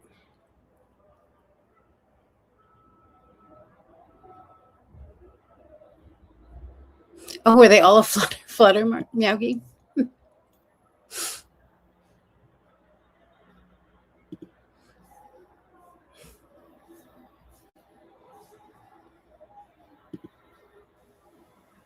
Wait, what? Oh, no. Okay, hang on. Good, we can watch that afterwards if we feel like it. As soon as I see really nasty A face. coffee shop in Shamokin is closed following an arson over the weekend. Police say a teenager is responsible for all that damage. News Watch 16's Nikki Cries joins us live from the Central Pennsylvania newsroom with more tonight. Nikki? Julie, a lot of people in Shamokin are upset that Dunkin Donuts is closed because they didn't have anywhere else to go for coffee and donuts. Today, we also learned new information about the teenage girl police charged with setting the place on fire. Yellow tapes. Hi, Rebe. Surrounds the Dunkin Donuts on West Sunbury Street in Shamokin. The popular donut shop is closed until further notice because of extensive fire damage. There's a lot of people that's definitely going to miss it, no doubt about it. A teenager is charged with starting a fire inside the restaurant on Saturday night. Shamokin police officer Ray Psycho says no one was hurt, but the place has extensive damage. Psycho says the fire... Hi, Trish. Fire was started inside the women's bathroom. The toilet paper dispenser was lit on fire, and within about a minute, what the hell? The entire place was filled up with smoke. The mother did explain that she's recently been put on new medication, but as far as for what reason, we're unsure right now. The 13-year-old who admitted to setting the fire is currently at a juvenile detention center. Many people who live in Shamokin are upset that Dunkin Donuts is closed. Now I have to rely on myself to go to maybe a Turkey Hill or something where I don't like their donuts. I rather the donuts at Dunkin Donuts. And I'm kind of dealing with it, but I really miss Dunkin Donuts. I go there every day. I get a chicken bacon croissant, or I get some coffee, Powerade if I'm dehydrated. I sit there all the time. If I have any legal work that I need to do, I go there. I meet with my attorneys there. I'm gonna miss that place if it don't open up. And a lot of my friends go in there, get the cold coffee, iced coffee, I guess it's called. People miss their local hangout and hope Dunkin Donuts reopens soon here in Shamokin. Cheap, classy place to meet up. It's a location where you can meet up with your friends. It's the only thing this town has. Officials don't know when Dunkin Donuts in Shamokin will reopen because the damage is so extensive. As for the teen who confessed to setting the fire, officers were able to confirm her identity through surveillance video shown on Newswatch 16. Nikki Cries, Newswatch 16, live in the Central Pennsylvania newsroom. Thank you. On behalf of Mr. Boone, Judge, I believe I said in my motion. Okay. They need a new audio system, as we've established. Let me see how I can. So I wonder if, I'm trying to think of how to do this.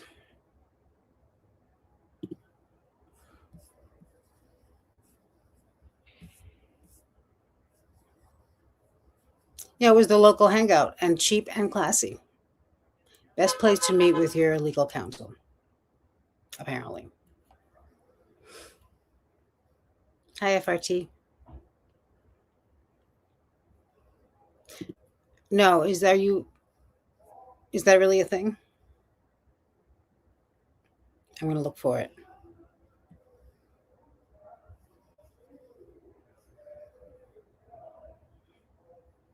I can't remember who. Somebody looked it up and said it reopened. Thank God.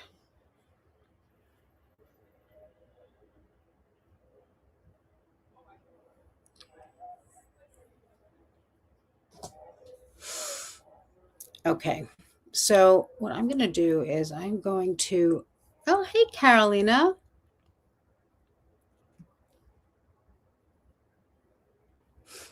Yeah. I mean, nothing in New York City that's like a fast food place is any place you really want to hang out in for even a second. But we also don't have drive-through, so it's not a good situation all around. Hey, Stick Up. Oh, I did say hello to you earlier, but hello again.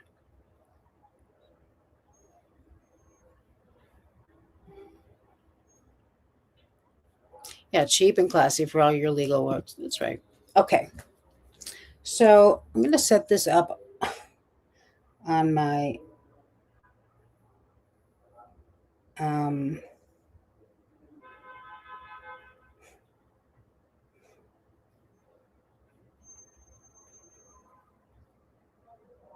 thank you, Tanika, for trying to let me know. Oh, Tanika, did you hear about last night's Hear Me Out stream? It was fine. Nothing bad happened.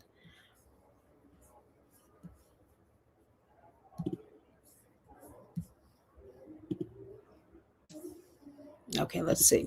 It's a motion for statement of particulars, and in my motion, This is them trying to claim self-defense. I believe this is it must be because she's in her scrub. So we'll just watch this until I can set some other things up or whatever. I haven't really talked about Sarah on a live in a while anyway, so I'm sure we all have things we want to get off our chests. quoted the language in the information that she was charged with, and the pertinent part charges Sarah Boone on the 23rd day of February of 2020 in said county, Orange County, violated statute 782.04, paragraph 2, by an act eminently dangerous to another and evincing a depraved mind regardless of human life, did kill George Torres. Judge, that's about as bare bones of an information as you can file in a case. I know anytime there is a weapon used, it's usually shot with a firearm that was used, that type of language, that is as bare bones. It doesn't even spell out all the essential language of the jury instruction, which I followed.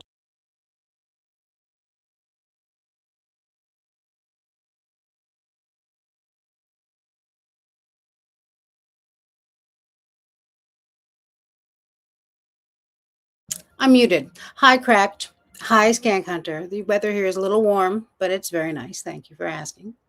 And I keep muting myself because, of course, there are children laughing outside and things happening, people enjoying themselves, which I do not like. Music is being played in the park. It's just a nightmare. And for those who didn't know what happened last night with Hear Me Out is he fell asleep on his stream and pandemonium ensued.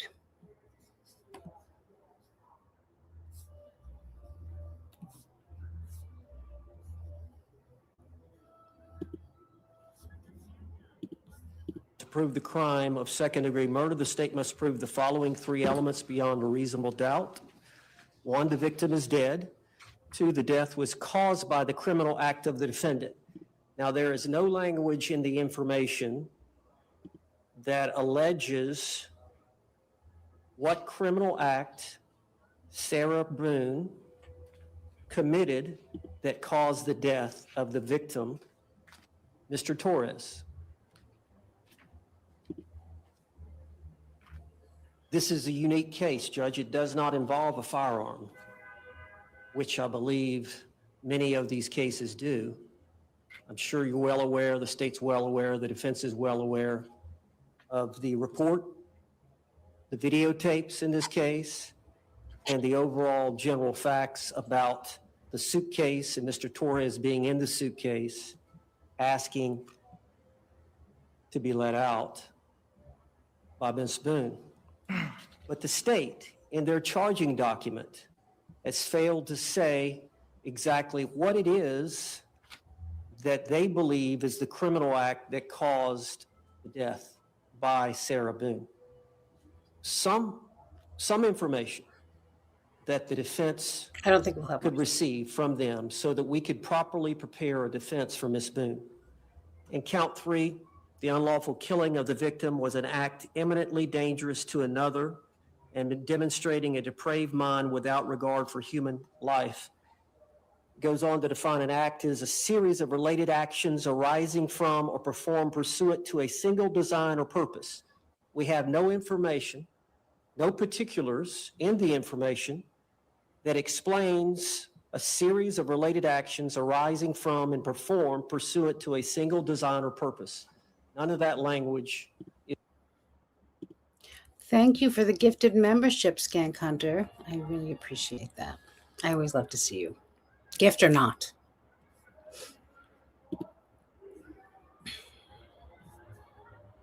Only the sexy people. Love it. I'm very easy to please by musical things. Thank you, Skank Hunter. Is in the information that would let us know what it is they're claiming that she did or series of acts that she committed that constituted the cause of the death of Mr. Torres. The definition goes on to explain that an act is eminently dangerous to another or demonstrating a depraved mind if it is an act or series of acts that, one, a person of ordinary judgment would know is reasonably certain to kill or do serious bodily injury to another. What is the act or series of acts that an ordinary person of ordinary judgment would know is reasonably certain to kill or do serious bodily injury? 2, is done with ill will, hatred, spite, or evil intent. What acts or actions by the defendant did they present or will they intend on presenting in the trial that Never would killed tend to anyone. indicate that Disney she had mom. ill will, Sorry, you're hatred, not feeling spite, or well. evil intent towards Mr. Torres? And 3, is of such a nature that the act itself indicates an indifference to human life. Again, some explanation that give the defense, my understanding of the rule of criminal procedure, the defendant has a right to know the charges against them with specificity. Upon request, the state must provide specificity and clarification on the details of the alleged offense in order to minimize surprise at trial and ensure that the defendant's rights are protected. Only the The rule requires that the information shall, in plain, concise, and definite written statement of the essential facts constituting the offense charged. In this case, based on the bare bones information that has been filed in this case, it fails to inform the defendant and the defense counsel of the particulars sufficiently to enable the defendant to prepare a defense. Thank you. Response.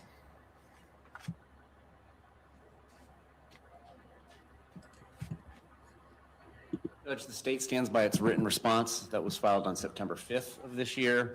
In addition to that authority that is cited therein, the state would also cite State versus Pajon, P-A-J-O-N, 374 Southern 2nd, 1070, Florida 3rd DCA, 1979, and Sutherland versus State, 305 Southern 3rd, 776, Florida 1st DCA, 2020.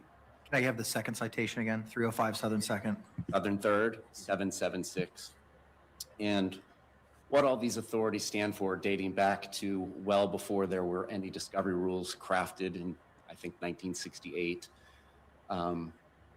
is the position that it's an extraordinary remedy to be given a statement of particulars in a case. The information in this case tracks the statute. That is what is required. There is nothing confusing about it. There aren't multiple allegations of second-degree murder on the same day, leaving her confused as to what we are talking about. There is no exposure to double jeopardy. There's no element of surprise. The state of Florida has provided discovery to the defendant in 2020. The state waived any opinion work product arguments that it had under Williams versus State in going ahead and providing the defendant exactly which exhibit. Welcome, Bone Mode. Welcome to Only the Sexy People. Thanks for joining us.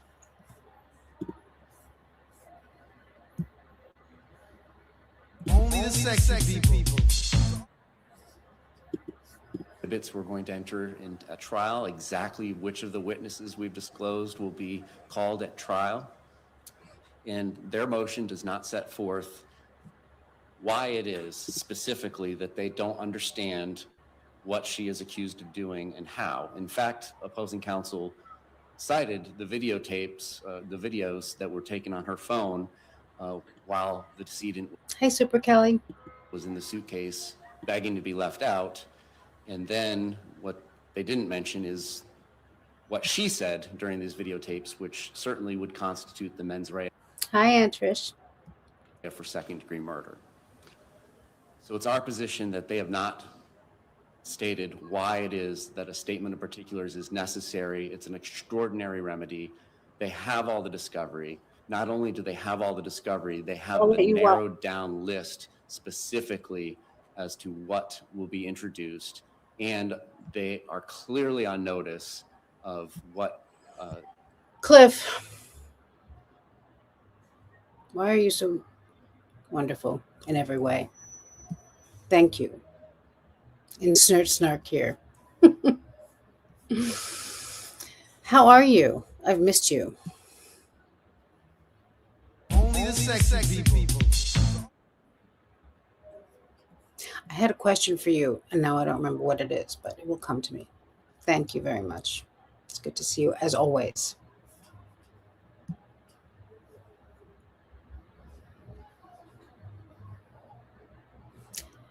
Hello, NJ Leonardis.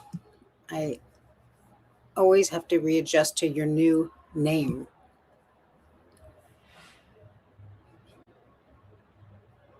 Just say thank you. Thank you.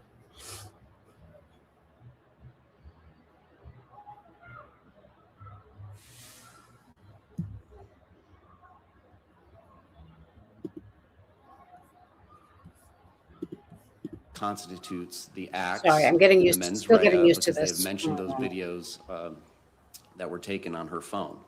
So it's our position that this is not one of those extraordinary cases that necessitates a statement of particulars.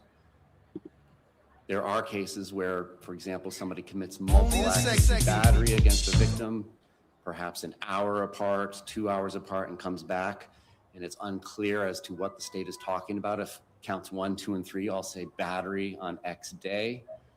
There are informations and indictments that span years that don't get statements.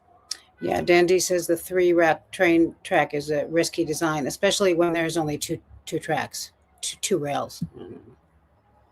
Particulars articulated to the defense.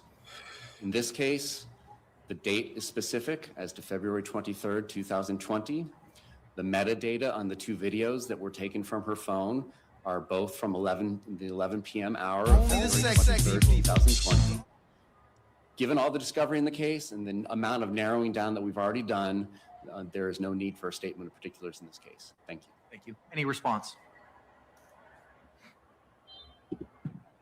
My understanding of the law is the court has broad discretion on this issue about whether to require Hi, Insta Justice. The state attorney's office to give more particulars about the offense. And this is somewhat of a unique case. And the state attorney just mentioned where there was prior incidences of violence or battery that occurred prior maybe to the death and whether or not that was relevant or admissible. That's the case we have here. Judge, I'm sure you're aware that Mr. Torres suffered from some blunt force trauma that was unrelated to the death. The medical examiner who did the autopsy took photographs and described that there was blunt force trauma on Mr. Torres's body that did not cause the death, that was unrelated to the cause of death.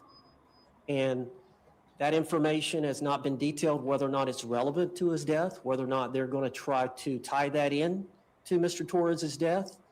And if not, if we're relying on the medical examiner's explanation of the cause of death, which was asphyxiation, suffocation, then there's a question about whether that information But is there anything that's missing under the statute? I understand your reliance on the jury instructions, but what's your response to Mr. J's position that it tracks the language of the statute wholly and completely, which it seems to?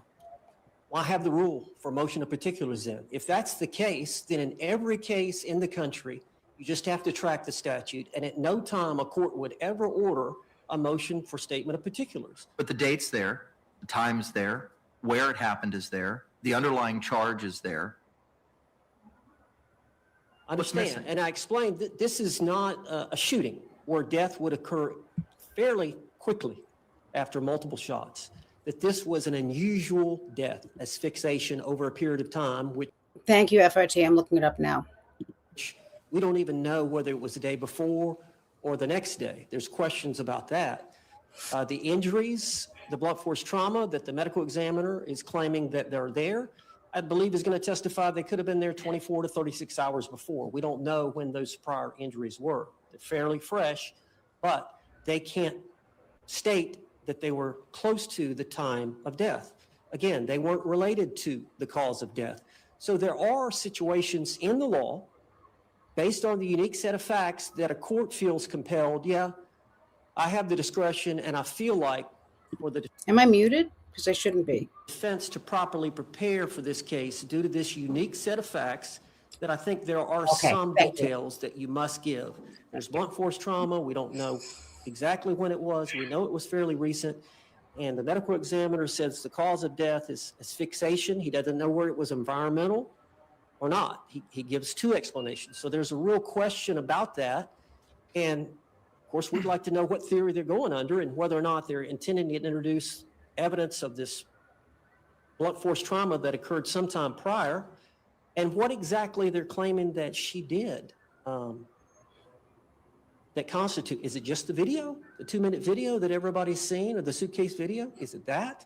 Because there was a lot that occurred prior to the video. There was a lot that occurred after the video that's not on the video. So is that what they're referring to in this narrow window of just tracking the statute?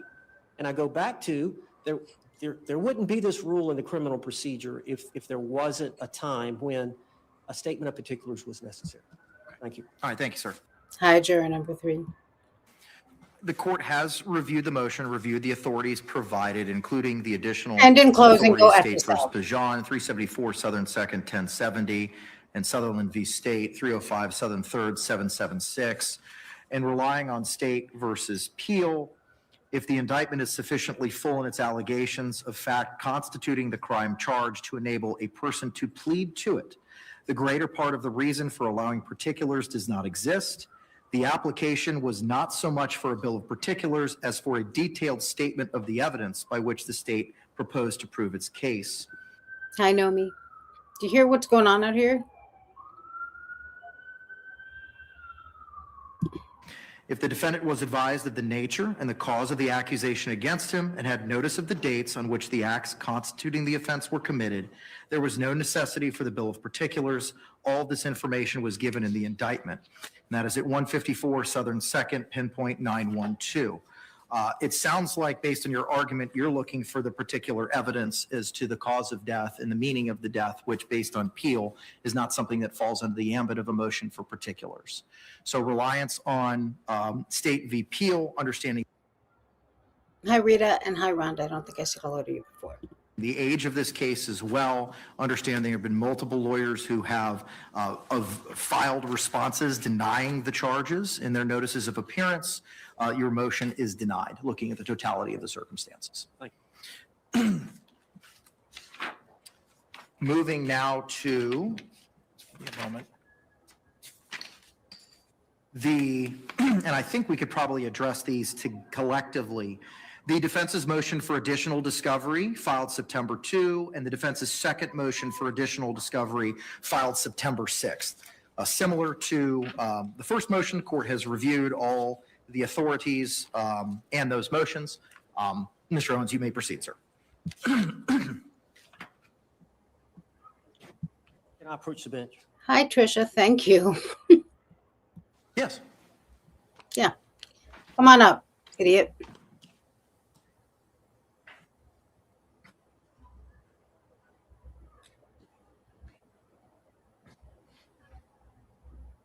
Thanks, sir. Judge, we're going to handle these both collectively, and I believe we should. The first motion for additional discovery was filed on September the 2nd. Thank you, M. Leaves. At 8:30, and then the second motion for additional discovery was filed on September the 6th. The first motion. Hi, LJ. Refers to the rule 3.220F for additional See you later. discovery on a showing of Hi, Ms. Ray. materiality. The court may require such other discovery to the parties as justice may require. Specifically, the defense is requesting the Office of the State Attorney to provide a written policy of the Orange County Sheriff's Office relating to in-house interrogation procedures, in particular, the policy in place at the time of the interrogation of the defendant at the Orange County Sheriff's Office, which was back in February of 2020. And then the second motion for additional discovery, specifically, the defense requests the Office of the State Attorney to provide the standardized Miranda rights written policy, the form, and the card of the Orange County Sheriff's Office relating to Miranda rights form utilized and read directly to any suspect before any interrogation. Now, the argument by the state is well taken. The defense does have a duty to try to gather the information independently of the state attorney's office. And we did make a request to the Orange County Sheriff's Department back on September the 10th. And the request was for the written policies and procedures of the Orange County Sheriff's Office relating to the in-house interrogation procedures, in particular, the policies and procedures in place in February of 2020. And the written policies number 2 and procedures of the Orange County Sheriff's regarding Miranda rights, written policy, the form and the card relating to Miranda rights utilized and read directly to the suspect before any interrogation in effect in February 2020. Yeah. So as you know, Judge, I don't know if you've actually watched the 2-hour interrogation, but the day after this event, she was asked to come down to the Orange County Sheriff's Office under what my client believed was something other than an interrogation. When she got there, she was directed into a room, and I don't know, like you said, you haven't had a chance, but there are some serious issues about whether or not that was coerced, whether or not Miranda rights were fully read. I do not believe they were. I believe some of the statements that the lead detective said before she started the Miranda rights are coercive. She was in a room where she could not leave with 2 homicide detectives. One was wearing a firearm, and she acquiesced to authority based on an improper reading of Miranda. I wanted to file motions to that effect. We've got trial coming up October the 7th. I wanted to wait to get those policies. I wanted to wait to get the Miranda rights forms. The homicide detective actually reads it from a card. And I believe— I'll say this for Owens. He understood the task pretty quickly. I mean, he didn't have a choice, but he really just did whatever she wanted, even though, I mean, he was, I don't like him, but I'm grateful that he stepped in, no matter what his reasons were. And as I have said many times, as much as I'm not fond of him, it speaks of how horrible Sarah Boone is that I felt sorry for him at the end of this. Because, wow. She read it incorrectly, and she left out the main question at the end. So the proper thing to do is to get that information and make sure it's verified before you file in good faith a motion to suppress her statements. Well, the state attorney has tremendous power.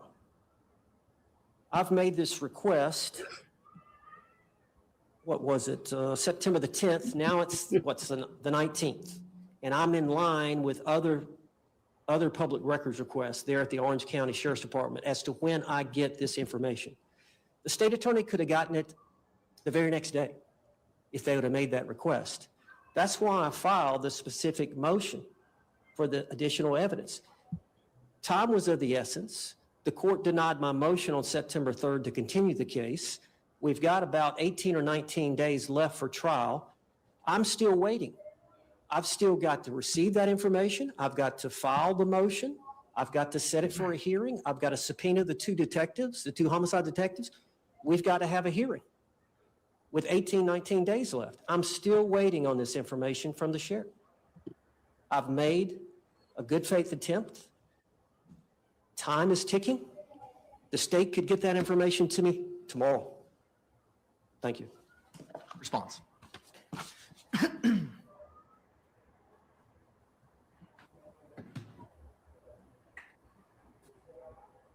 Your Honor, it's not Mr. Owens who's on trial, it's Sarah Boone. Sarah Boone was interviewed by the Orange County Sheriff's Office on February 24th and 25th of 2020. Now, some 4 years and 7 months later, there's this exigency not created by us, created by them. It's the defendant who has not done this for 4 years and 7 months. Now, turning to the merits of this, they are asking for discovery from a third party. Any discovery request, whether it is of the state or of a third party, has to involve allegations that this information is reasonably calculated to lead to admissible evidence or be pertinent to some analysis in this case. They have not stated why in their motion, and the arguments in court today do not state why it's pertinent either. The case law does not say statements are inadmissible or only used for impeachment if the law enforcement officer violates policy. There's no case law that says statements are inadmissible or only used for impeachment. Hi, B. Ruxpin. Good to see you. Purposes if they don't read from their Miranda card properly. What the case law states is statements are inadmissible if there are Miranda violations and only used for impeachment, or if statements are involuntary, basically through promises, then they can't be used for any reason. But nowhere in this analysis does it matter to any degree what a standard issued Miranda rights card looks like or what their policy is on interviewing. What they do have and what the defendant has had since February or April or whenever discovery went out in 2020 was a videotape of these interviews. There has been absolutely nothing stopping anybody from filing a motion to suppress if they believed under the case law relief could be granted under the law. And the law does not have any analysis regarding standardized issued Miranda cards or policies of law enforcement agencies. And I don't believe that's admissible at trial either. If they did not violate the Constitution of the state of Florida or the United Just a break to hear. I don't know if you can hear this, but someone is playing Wipeout, the song Wipeout.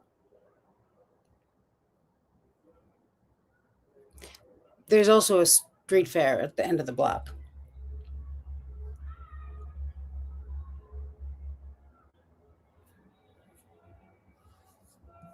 Oh, so nice. There's a park across the street. Oh. Yeah, fantastic. United States in compelling an involuntary statement or by violating the dictates of Miranda versus Arizona, then questions about whether they read from their right standard card or if they violated policy should not be admitted in trial because it does not help the jury understand whether or not an element of the crime has been proven. It's not a part of the lengthy jury instruction now that we give about defendants' statements. There's nothing in there about, well, did they violate their Miranda card? Did they violate their policy? So first of all, the state's position is they have not asserted the materiality needed to get discovery ordered by this court, which would be reasonable. Hi, random old lady. And my best friend uses the term shop cop all the time. Cop shop. And you're right. She should have pled guilty, but she's not doing that. Calculated to lead to admissible evidence Ever. or to lead to it being found inadmissible by the court. And then secondly, it's on them to conduct this discovery. Hi, Kim. And coming in and saying that I can snap my fingers or not snap my fingers and get it for them instantly isn't evidence either. So it's our position that their request should be denied primarily because it's immaterial and then secondarily because it's On them, she's been aware of these statements since February 24th and February 25th of 2020. Thank you. Thank you. Response to the materiality, please. Judge, I believe the prosecutor is wrong. One of the jury instructions, standard jury instruction in criminal cases said that essentially a statement has been placed. Oh, can it? Hi, Christine. Now we're listening to Hungry Eyes, by the way. Before you that's made by the defendant, and I don't have the language here, but it should be weighed with great care and caution to make sure it was freely and voluntarily made. These are some, but not all of the circumstances that you should consider in deciding whether or not the statement that was made by the defendant was freely and voluntarily made. If you decide that it was not freely and voluntarily made, that evidence should not be considered by you in this cause. So even if we filed the motion, we got the information, the additional discovery that we need in good faith for me to file it, if we received the information, I typed up the motion, we had a hearing, the two detectives testified, and the court ruled Yes, that the statements were not suppressible, I could still bring those facts into the trial of how the mistakes that were made by this lead detective in the coercive statements that she made, as well as not giving the full Miranda rights form and getting a full consent from my client. Thank you, Stan. That goes into evidence for the jury to decide whether or not to consider the statement at all. Thank you. So where's the violation of the Constitution then? Assuming you're correct and assuming that the Miranda card, something was missing, what's the issue? It's coercive. The statements that the lead detective, the female detective makes, there's 2 or 3 statements she makes. Now you have to understand, I'm in a vacuum here because I haven't watched the video. I'm not asking you to play it. I probably should have. But I need a little bit more context as to these statements because I have unfortunately no frame of reference. But she says number one, the date of this event, they seized her phone at the scene. She was told that they were going to bring her phone back to her, back at her apartment, the very next afternoon. The female detective called her or... Hi, Leah Matthews. Thank you. Leah Matthews says, keep up the good work. Thanks. I'll try. Thanks for the super chat.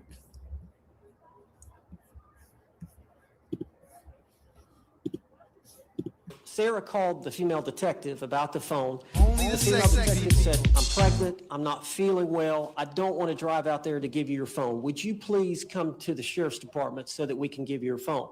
Sarah Boone got there and Can you imagine Chelsea saying to her, I'm not feeling well, I'm pregnant, you remember when you were pregnant? That not happening, ever. Ridiculous. that there was a desk or And by the way, Sarah does not remember when she was pregnant. a place there to retrieve the items, and she saw the male detective and said, is this where I go to get the phone? He said, no, we got it back here in this room. Come back here in this room and we'll get it. When they walk back in there is when the video turns on, and now they're in the interrogation room. She's got a list. Sarah Boone has a list of things that she was wanting to ask them. And the female detective says, look, we got the autopsy back from the medical examiner. We've got to talk to you about that. 2 times she said, we must, I don't think it's must, we've got to talk to you. She goes, okay. So I got to read you these Miranda rights again. And again, she had read them. There was a statement that Sarah Boone gave. Of course, she gave a general statement to the first deputy that responded to the scene. She was wearing a body cam, so that deputy had called the 2 homicide detectives, but it took them a while to get there. So she asked Sarah Boone what had happened, and Sarah explained that situation. After the detectives got there, they took a general statement from Sarah, but at some point they got into one of the squad cars. And I believe it was Sarah Boone. I believe it was the female detective and the male detective. And she was read Miranda rights, again, incorrectly, and she gave a statement. Kelp says, Sarah would find fault in the $100 bill. And of course you would, because it's not a $200 bill.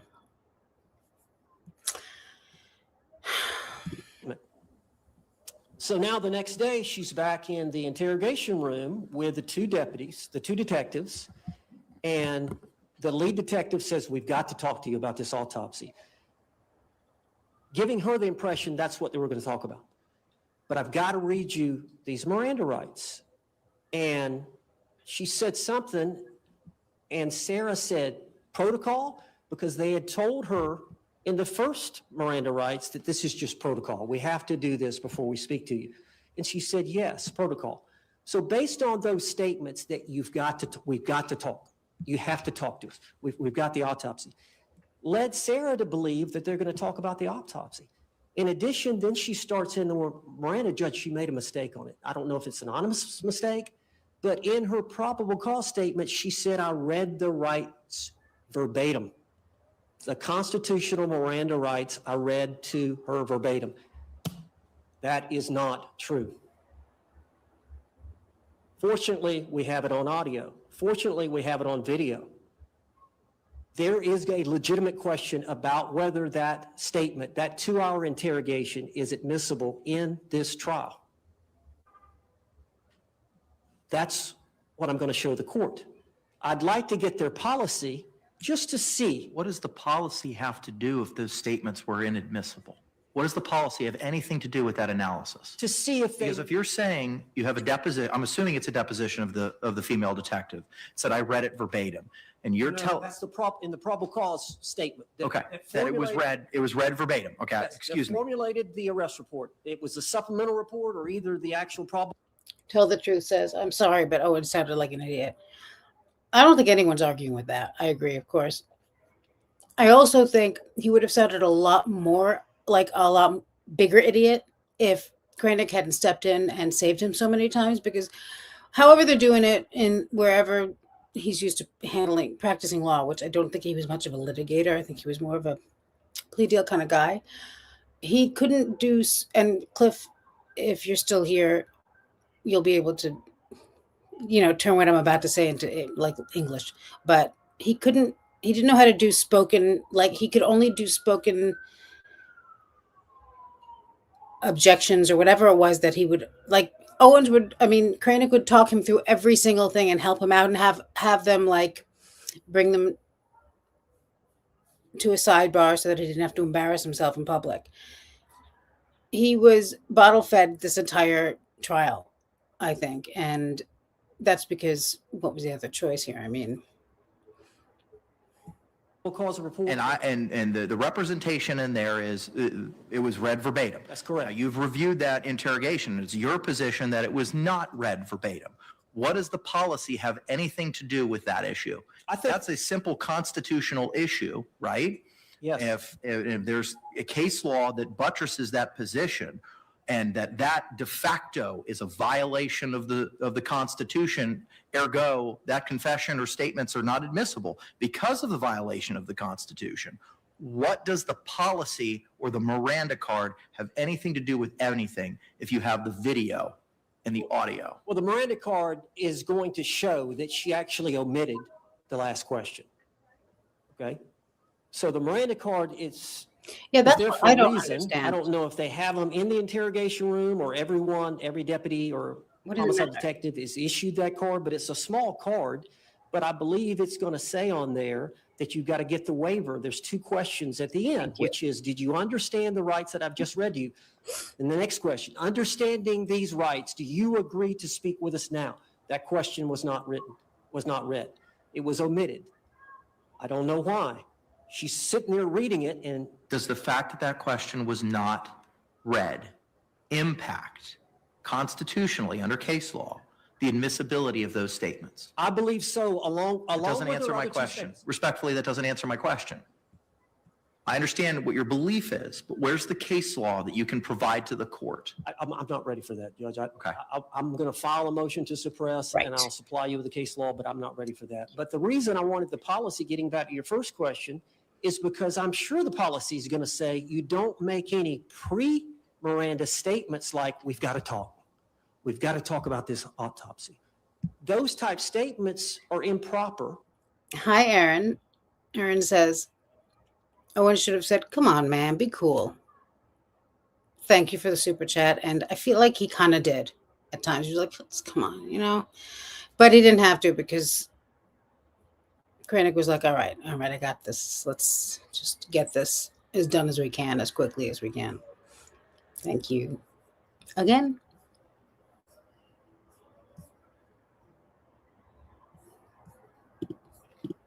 That they're used to coerce somebody to talk. And I understand the detective.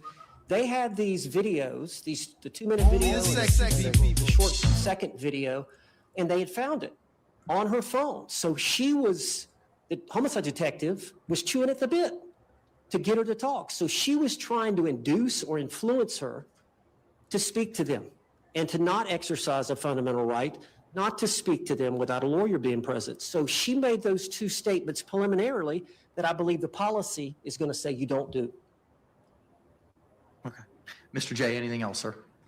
Just the Orange County Sheriff's Office doesn't set the policy for what is admissible evidence in the court.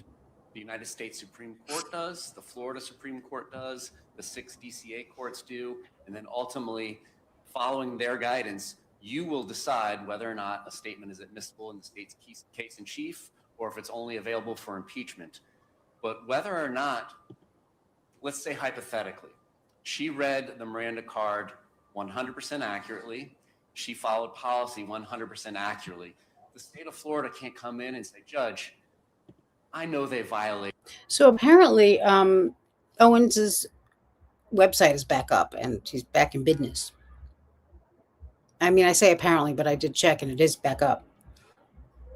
I guess he just needed, to recover for a year, which I get. U.S. Supreme Court case law, but they followed the sheriff's office's policy, so these statements are clearly admissible. And the contrast is exactly the same. Whether or not they followed policy or read the Miranda card accurately has nothing to do with the analysis as to whether these statements are going to be admissible or only admissible for impeachment. And I don't believe that under the case law, they can come in if those statements are admissible and argue to the jury, they violated policy. They didn't review, they didn't read everything on their card. They violated. How does that help the jury decide whether or not the state's voluntary? It doesn't matter what the policy is. It doesn't matter what the card is. What matters is whether or not they say the words that are required by the United States Supreme Court or the Florida Supreme Court or the 6 DCAs. That's what matters. That is what determines the bar for the admissibility in the case in chief or an impeachment. Okay. Thank you. All right. Thank you both for your arguments and your positions.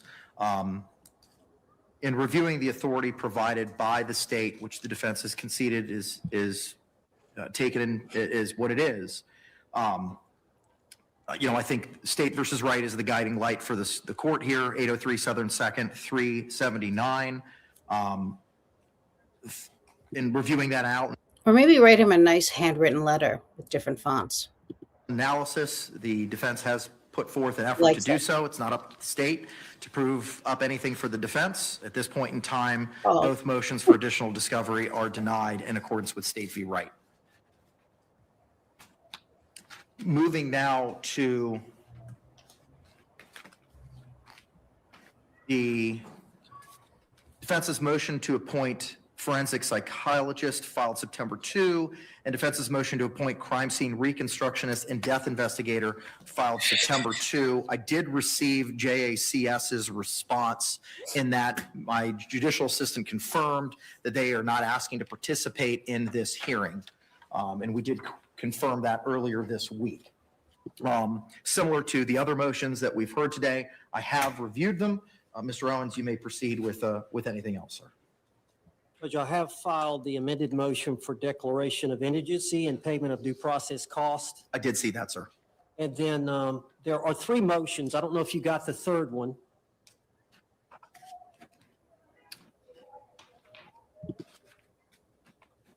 Are you referring to the motion to return property? No, relating to cost. Relating to cost. I don't know that I have. I'm just going by what the notice of hearing reflected. So no, I don't. filed a second amended notice of hearing. I don't know if you got. Was it forwarded to my office? Because if it wasn't, I don't know. I'll that I've have to got it ask yet. Margaret. I don't Yeah, know. Margaret. Okay. But I filed a second amended notice of hearing. Can I Please. give you my copy? And Mr. J, have you seen that, sir? Dog in the fight with the expert. Understood. Thank you. Judge, what I had done Don't was see I a date had, on here, Counselor. When was this sent? The certificate of services contains no date. it was filed this afternoon, Okay. this morning. Okay. Unicorn Rancher, I love him. Have fun.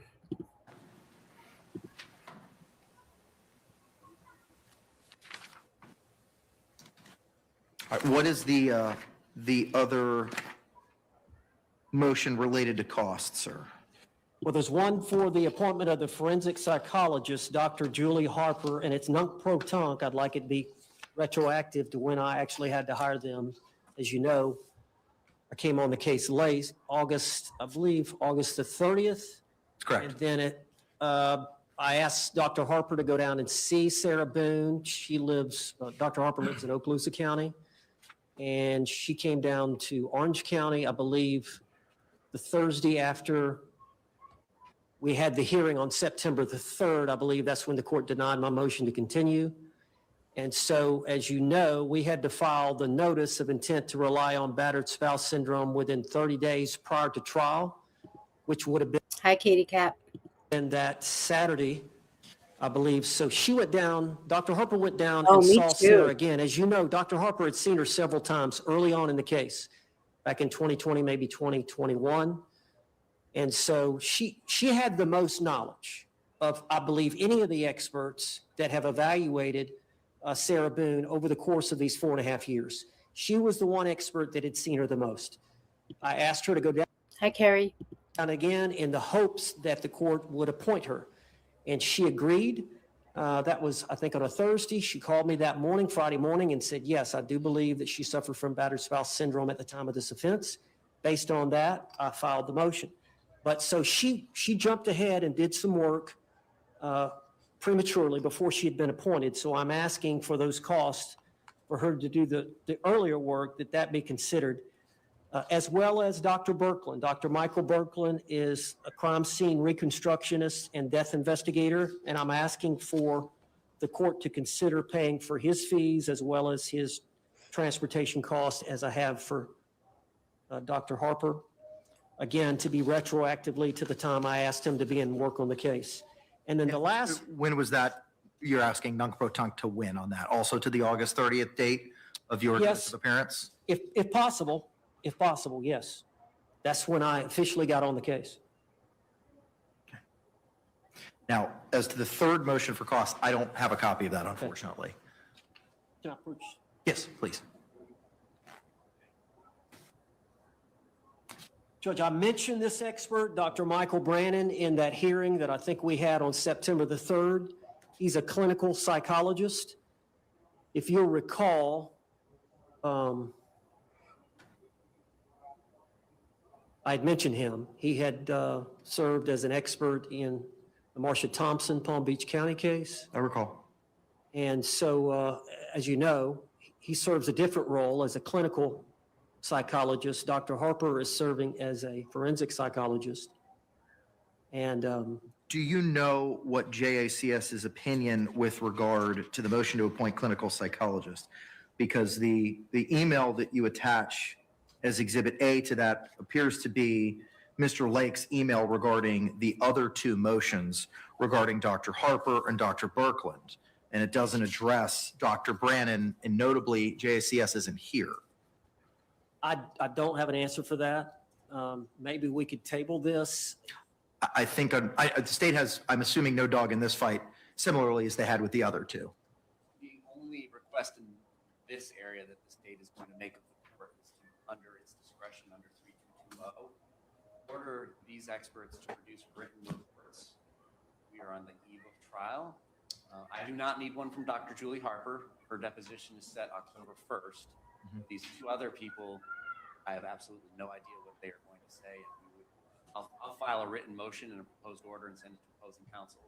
That's what the state's request is going to be on the other two experts. Yeah, I don't know if I'm going to have an objection to a written report or not. I may, but I'd like to see what the motion says before I make a decision.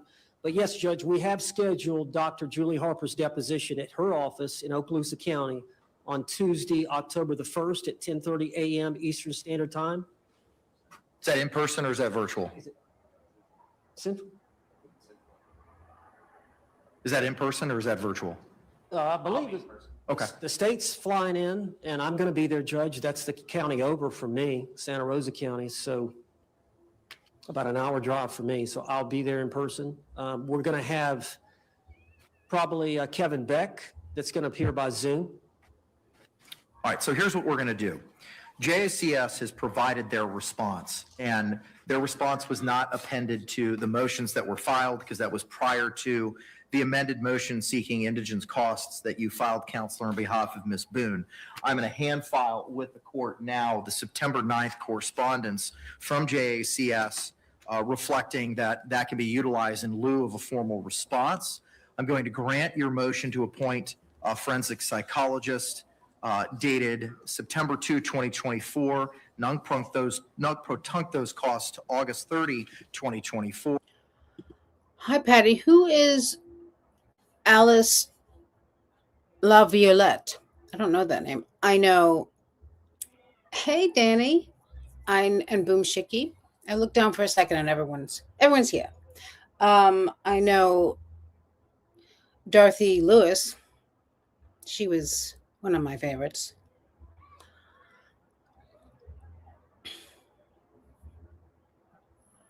Oh, good. I'm glad you're on vacation, Boom Shaky. It's about time.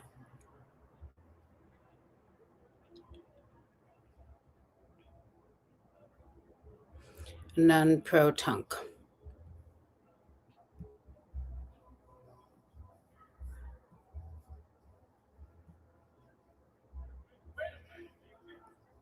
Hi, Carrie.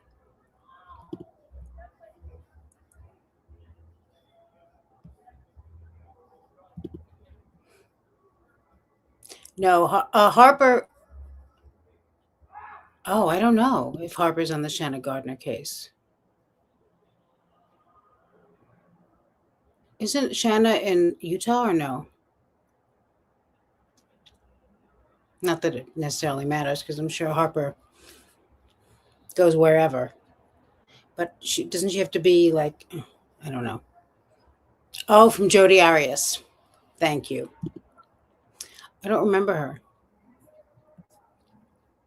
I think I either missed some. I think I watched the Jodi Arias trial very like piecemeal, so I don't remember it as well.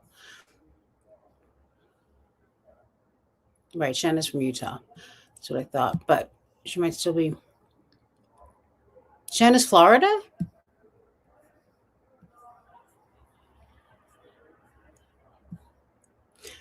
But the crime was in Florida. Okay. All right. So it could be. I mean, who else is she going to get? If it's in Florida and there's, I mean, and there's a Harper, then why not? She deserves Harper's right. Although the thing for me is that I feel like Harper doesn't deserve to work. Yeah, she is scary. We watched a few months ago,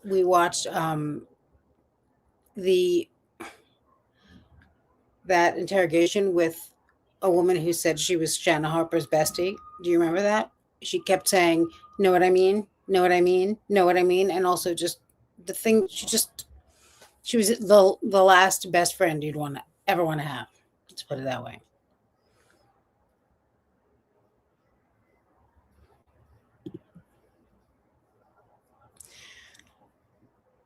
Cliff says, Nunk Pro Tunk, he missed the first C and he is using it improperly. Shocking.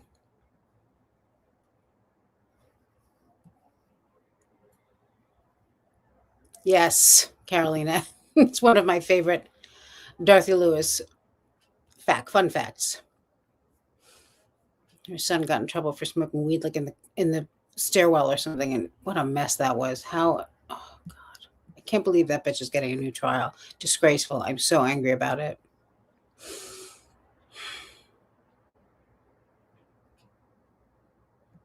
Thank you. Right. Okay.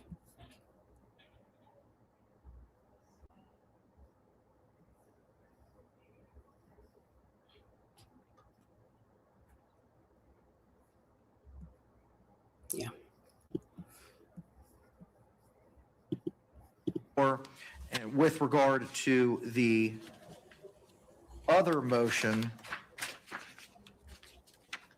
a motion to appoint crime scene reconstructionist and death investigator, I will also grant that and appoint Dr. Michael Berglund, non-proton, to August 30, 2024. With regard to the motion to appoint clinical psychologist, when was this motion filed? Similarly, the certificate of service does not reflect a date. Let us check real quick, Judge. Sure. Give me a minute. Yeah, you're good.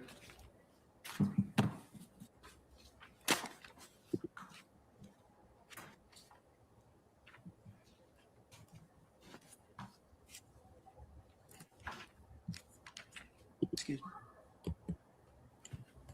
No. Michael Brandon. It had to be filed.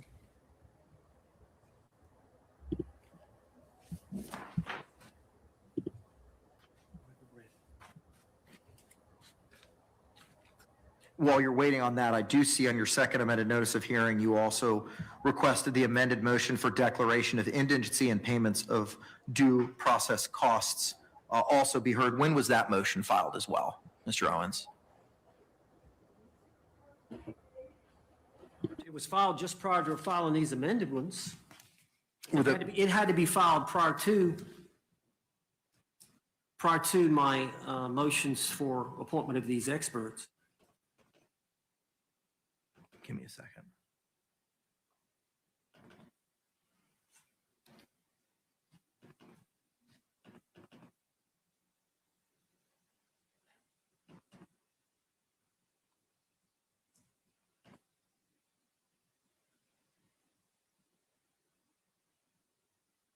Okay, so the motion to appoint the clinical psychologist regarding Dr. Brannon, was filed yesterday. The amended motions regarding Dr. Berglund, an amended motion regarding Dr. Harper were filed yesterday, as was the amended motion for declaration of indigency and payment of due process costs. That motion has not yet been granted. It is going to be. So the amended motion for declaration of indigency and payment of due process costs is granted. The amended motions regarding Dr. Berglund and Dr. Harper are also granted non-proton to August 30. With regard to the motion to appoint clinical psychologist filed 9/18, I'm going to ask Ms. Barrios, my judicial assistant, to forward that directly to Mr. Lake. And I know that she's watching this virtually. If she's able to do that now, I would greatly appreciate it, and see if we can get his response to that this afternoon. And maybe we'll be able to address that. It may be a similar vein as to the prior response that JICS had provided. Moving now to the motion for return of property, or in the alternative, motion for independent exam by the defense, filed September 18th. Similarly, with everything else, I've reviewed that and the authority, and I have reviewed the state's response to defendant's motion for return of property, or in the alternative, motion for independent exam by the defense. Mr. Owens, you may proceed, sir. Judge, I believe the state's response is well taken. And I believe that what we need to do is get an expert of our own that can do the phone extraction and meet with the state attorney and the sheriff's department and extract the data, all the data that we need from her phone.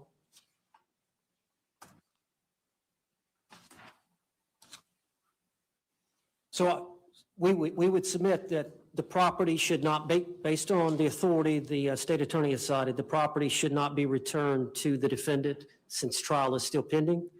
But in the alternative, we're asking for an independent exam by the defense. Response, if any? As the state has stated in open court while she was pro se, that is absolutely fine. And I've even suggested a name. Has the defense ever performed an evaluation of the phone? And the reason I ask is there were prior experts that were appointed in the realm of electronic evidence. Mr. Cacciatore may have the answer to that question. I don't. But I know that the state, as I stated in my response, we've never prevented anybody from doing that. And as the homicide supervisor, everybody in the unit knows how to go about doing this and allowing a digital forensics examiner hired by a defendant to go to work with the law enforcement team to get another imaging if they are not satisfied with the imaging that's provided. Mr. Cacciatore, good afternoon, sir. Can you hear us? And if you can you announce your presence for the record, please?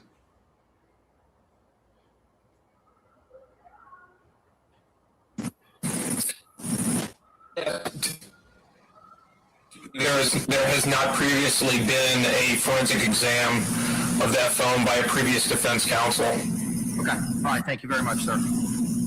There was a John Sawicki that was appointed back in, not appointed, authorized back in 2020 as to electronic evidence. So I'm going to deny the motion for return of property. I don't know if this is the one where they bring Tony, what's his name? You know, Owens' partner there.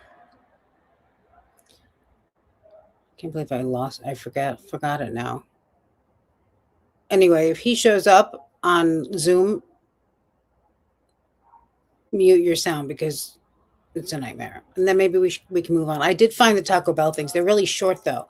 So I'm looking for something else for us to maybe watch. Based on the citations contained in the state's response. And I'll leave it up to you, Mr. Owens, to do what you need to do in order to have that review. All right, I'm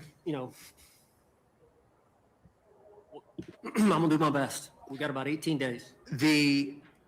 I'll cite to the parties for their own benefit. There were motions, specifically defendant's motion to appoint. Welcome to Only the Sexy People. Hey, Leah. Only the sexy people. Appoint an electronic evidence expert and order the Justice Administrative Commission to pay costs. It was filed back on May 5, 2020. An amended motion was filed the next day, May 6th. Both of those cite to or refer to John Sawicki, S-A-W-I-C-K-I, electronic evidence expert. And there was a order entered back on August 3, 2020, appointing Mr. Sawicki as a forensic specialist. I have no idea if that order is still viable, but I'm just providing what the court file reflects in that regard. Lastly, that takes us to the notice of intent to rely on the defense of battered spouse syndrome. The original notice was filed September 6th. The state's original motion to strike was filed September 9.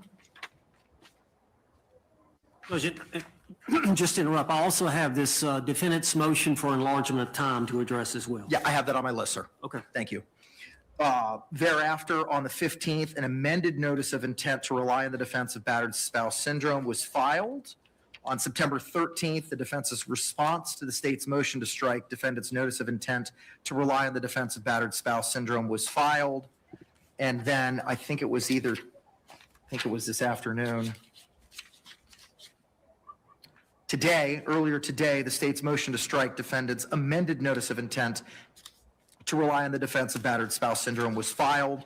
The court has reviewed those and all of the citations contained therein. Mr. Owens, you may proceed, sir. Judge, I wanted to start my argument, and then Mr. Henderson, who is on the screen, is going to respond to the state's pleading that they filed this afternoon. Mr. J, you have any problem with that? I know there's a rule in the circuit about one witness per one attorney. I don't know what the administrative rule says about arguments. Discretion of the court. Okay.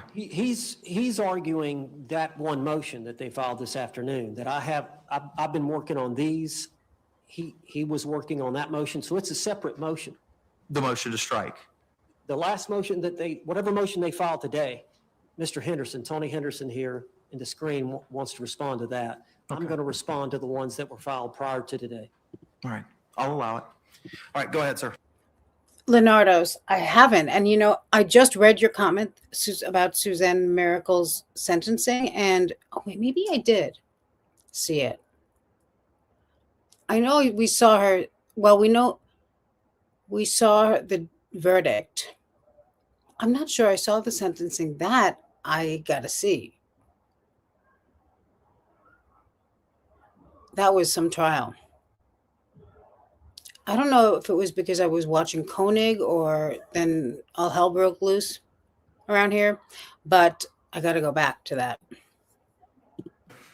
Judge, as you know, I filed my notice of appearance on August the 30th, I think 38 days prior to trial, knowing that the court had already made a ruling that you would not grant a continuance unless there was some type of exceptional circumstance. And Sarah Boone hiring or retaining or somebody pro bono coming on the case and representing her did not constitute exceptional circumstance.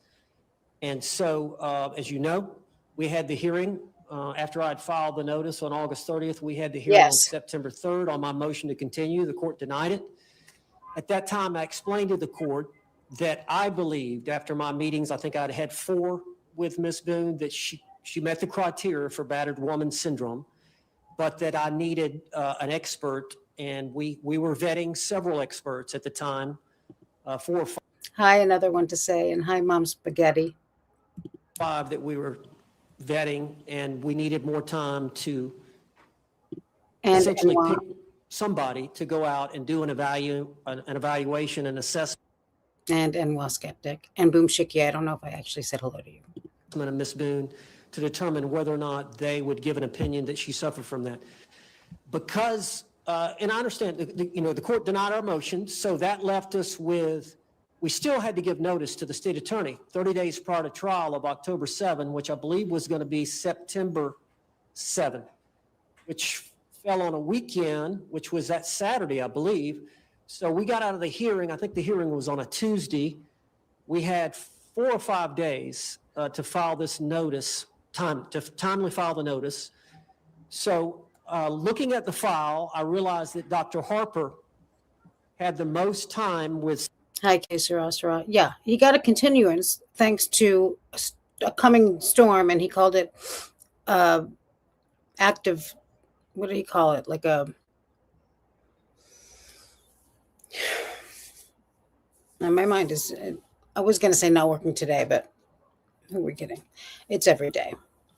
Like by the grace of God kind of thing. I don't remember. Right now, I don't remember the exact expression, but I was like, only you would think of something that could potentially kill several people and destroy their homes as it was something, it was divine intervention. That's what he said. Divine intervention, idiot, just so he could have some more time to prep for this idiot. Sarah Boone. Early on in the case, I think when Mr. Padilla was handling the case, she was appointed by the court to do an assessment and evaluation. Thank you. And so I reached out to her, and she agreed to come down a couple of days after we had that hearing, and she met with and assessed Ms. Boone.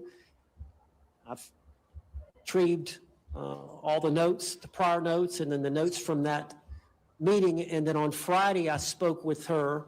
That Friday, which I believe was the date that I filed this notice, September the 6th. That Friday, I spoke with her on the phone and immediately went down and filed the notice of intent to rely on the defense of battered spouse syndrome. We made allegations. I think that if Sarah actually thought about it, she doesn't really want to get out. I think that I don't think she thinks about things the way most people do, but I think that maybe she thinks she'll get out one day just because she feels like that's how, I don't know, but I don't think that, I cannot believe that she actually wants to be out one day if this is how she's been behaving all of these years since her crime. And I also don't think that, I mean, it's my feeling that Sarah Boone is unhappy no matter where she is. And at least in prison, she can't, act the way she acted. That Dr. Harper had formed the opinion that at the time of this offense, that Sarah Boone was suffering from battered spouse syndrome. And at that time, we gave the name of Dr. Julie Harper and her address where she could be found and located. And of course, the state has set her deposition for Hi, Gem in the Mud. October 1. Now, the state has filed a motion to strike the notice of intent, alleging that we didn't give sufficient facts or evidence. But Judge realized at the time, I was simply trying to get it filed because the last day was the next day, Saturday. Well, it was before they lost their lives. And of course, I had just gotten discovery. Judge Creighton, we have not finished reviewing all the discovery in this case. I pretty much shut my law practice down to try to do it. I've gotten my staff, and we're trying diligently to go through all the discovery. At the same time, we realize that we've got to establish corroboration of the battered spouse syndrome from eyewitnesses. Hi, Victoria. Who is that? I don't know. Leslie Van Houten. I'm not sure if I know that case. I don't recognize the name. From medical records, from potentially neighbors, court records,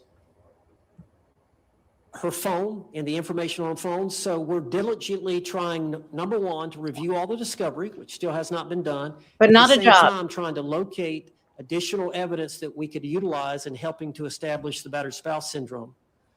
In addition, the state attorney yesterday let the other one out too. Filed a notice that they're amending their discovery, and all the jail phone calls, or I think they have the ability not only to call, but they have a tablet and they can text back and forth with third parties, that they have disclosed that they have, I guess, 4.5 years worth of communications between Sarah Boone and parties on the outside, and that some of that may be relevant to the case. And we were advised that when I got in town that I was to bring a CD, and I did this morning. I went to the state attorney's office and spoke with the secretary and explained to her that here's my CD. Hi, V. This is a pre-trial hearing of Sarah Boone. So it was the end of 2025? 2024. And welcome. I'll wait. And I was willing to wait in the lobby to get this additional discovery when we have 19 days for trial. She told me that there was a lot, quite a bit of it, that she would try to get it to me after the hearing or by the time of the hearing. I said, okay. I left the CD. I told her she had my number. She could text me. I was staying at the Hilton across the street from the courthouse. As soon as she had it, I wanted it as soon as possible.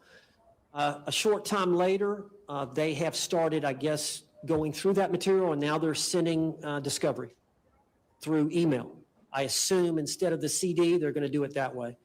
But we are receiving it. But just the volume of discovery that we have to begin with, we haven't gone through. The evidence we're trying to gather to corroborate our defense, and then additional discovery that we were noticed about yesterday. Hi, Tammy. She can try. Welcome. I didn't have time. I knew this had to be filed. I had one more day. As soon as Dr. Harper told me on that Friday, I knew I had until Saturday. I filed it. The state knew. They've had it 4.5 years. They prosecuted the victim in this case, George Torres, at least 3 times. I think there's more like 4 or 5 times. But they opened up a file. They prosecuted him here in this county for battery in violating the conditions of bond relating to staying away from Sarah Boone, but battery on Sarah Boone. They, if anybody, was well aware that there was a potential problem with the habitual nature in which. Oh, can it? A to B, I think I missed this. Super chat. Thank you. Hi, Suma Live, a Boone hearing. Hi, Suma Live, a Boone hearing, my pup in my lap, and all you fine people. What more could a girl want? Thank you. It's a good day to have a good day.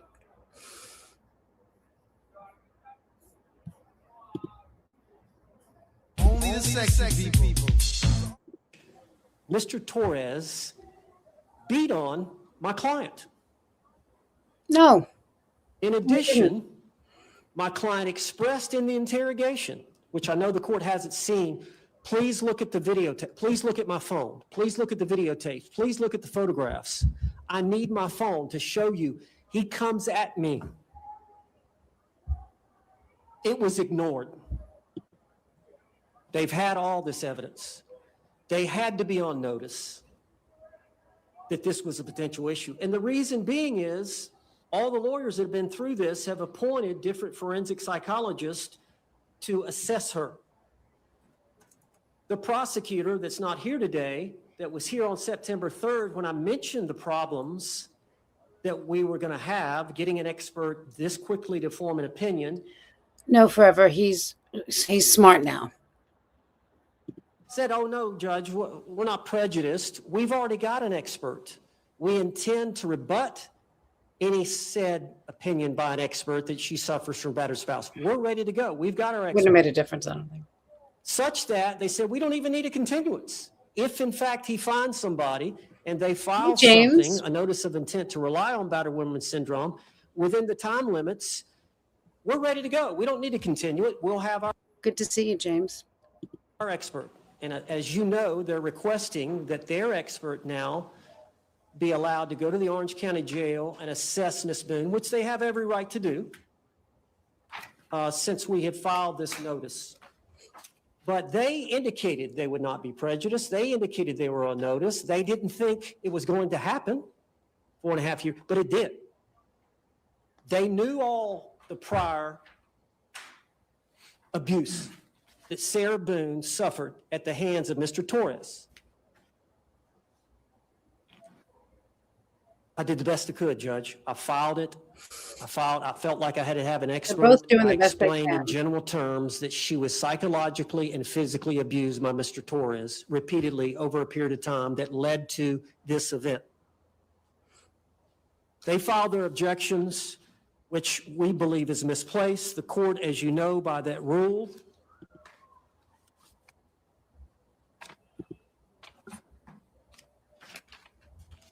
let me find it.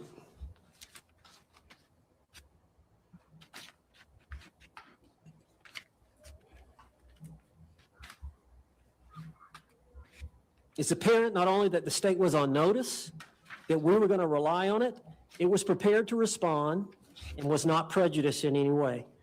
The notice of intent to rely on the defense of battered spouse syndrome comports with the requirements outlined in 3.201, given the current circumstances of the case. And as you know from that rule, it says the notice shall contain a statement of particulars showing the nature of the defense the defendant expects to prove and the names and addresses of the witnesses by whom the defendant expects to show battered spouse. Just the back of her fucking head makes me angry. Just look at that. You just need to see that much of her face to know that there's such a nasty look on it. And I've said this before, but it is my opinion that the video that she took, the reason we're here, I don't think she remembered taking it. And I'm not even sure if she would have remembered it. I think eventually maybe she would have remembered it, but in my opinion, every video on her phone was taken kind of like this. And in her drunk mind, in every single one, including the suitcase one, it showed his abuse of her. And the reason the suitcase one showed his abuse of her is because she says to him, this is what it feels like when you choke me. That's enough for her. That's it. The fact that she says it makes it so, and it's a buzzard up her neck. And it's just, this is the way her mind is. Whatever she says should be taken as a fact. And that video, yes, it's horrible. And yes, he died. But all of those videos were horrible. He just didn't die. And she thought her phone was filled with videos of him abusing her. So can you explain that? Or I guess she thought she could cherry pick just the one of him bashing in the TV, which was also ridiculous. I don't get it. Yeah. Fuck you, Dan. Thank you, Moms.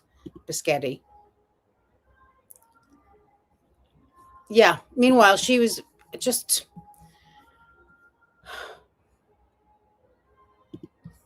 syndrome, insofar as possible. Insofar as possible. I did the best I could, Judge. In addition, as soon as we started going through the discovery and gathering information about the prior events, the prior arrest of Mr. Torres, the prior prosecutions of Mr. Torres, we immediately amended the notice on September the 15th of intent to rely on the defense of battered spouse. And again, listed as many witnesses as we could based on the good faith belief that we had that corroborated either by witness testimony or physical evidence, photographs, videotapes, medical record, whatever we could find that would corroborate our defense. In addition, we've listed the ex-husband, Brian Boone, and the last paragraph, paragraph 14 says the defendant's investigation of evidence to support the defense of battered women syndrome is ongoing. The defense anticipates additional witnesses, photographs, videotape, medical records, court records, and other. I haven't. I'll have to go back and check my emails. Thank you for sending it. Evidence gathered from the defendant's phone will. I haven't checked my emails in a while. I mean, I've checked like a few of them, but I haven't gone through them thoroughly. Be forthcoming. This evidence will be disclosed as it is discovered. Thank you. Response, sir. Judge, the state is not surprised by any of the evidence that has been in the discovery for years. I'm not going to belabor the facts in the discovery, but suffice it to say that the decedent and the defendant had a violent relationship, and generally this violence seems to be fueled by alcohol. We're completely aware of all of this domestic violence history, but that does not make a battered spouse syndrome defense any more than being mentally ill without showing more makes for an insanity defense. Their original notice was insufficient, and there's no reason to argue it since they've amended it. So turning to the amended notice. Hi, Beth.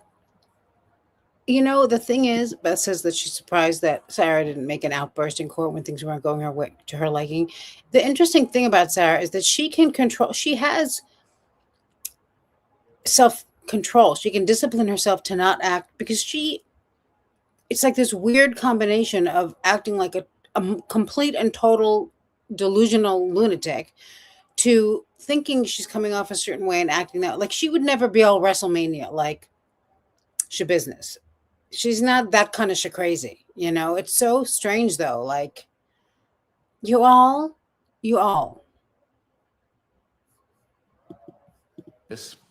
It still does not set forth what they are going to show that shows that she suffered from battered spouse syndrome.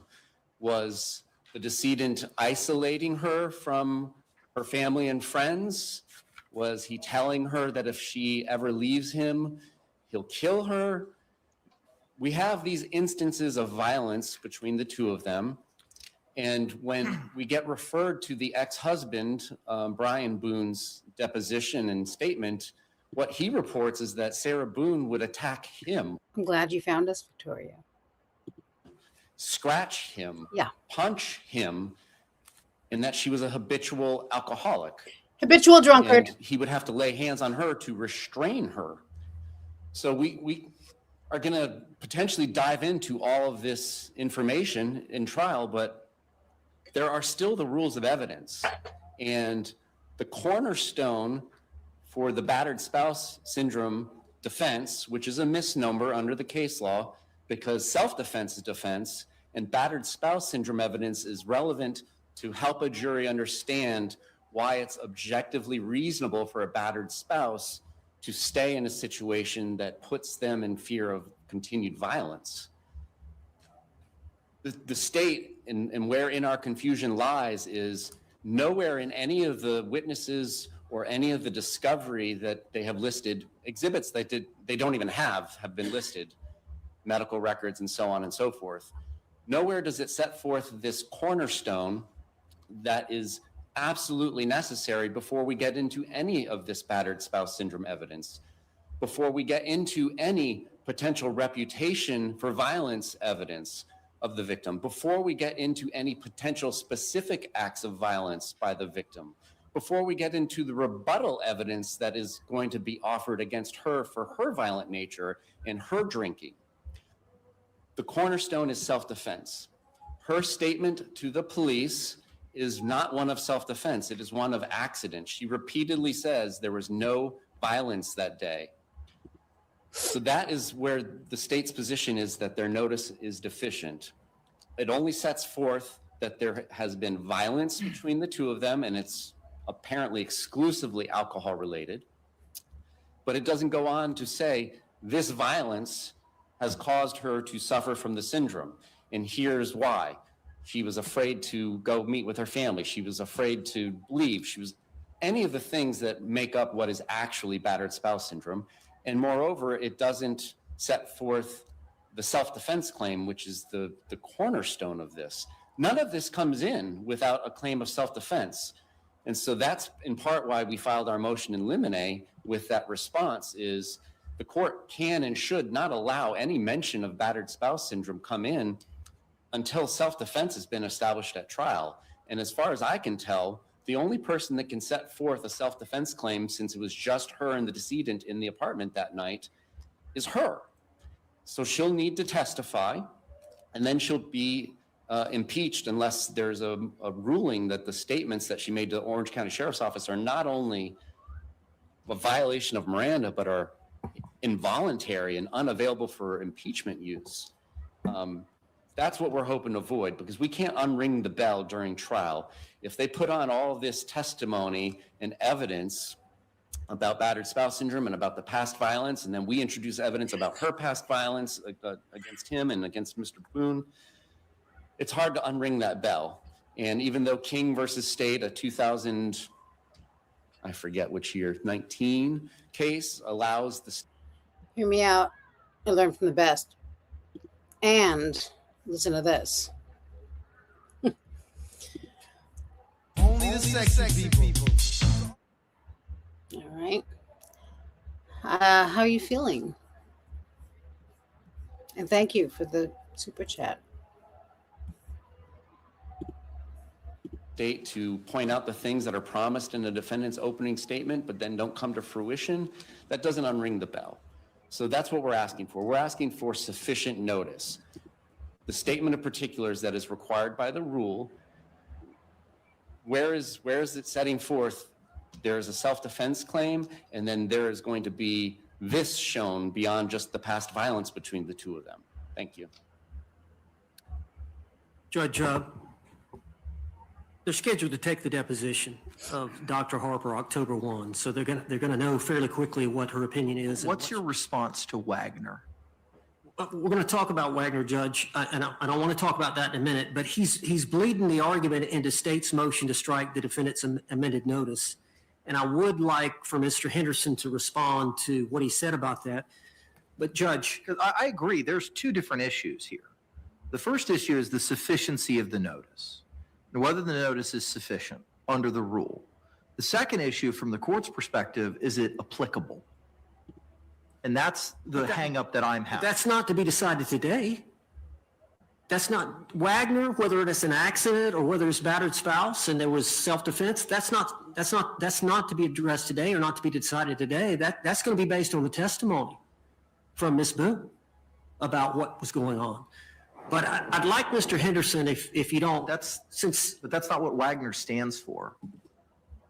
Wagner didn't allow. Wagner struck after multiple amendments, and the court, and we can take judicial notice of it if you want to, the court has pulled the file from the trial court in Wagner and has looked at the notices that were filed in that case for the battered spouse defense.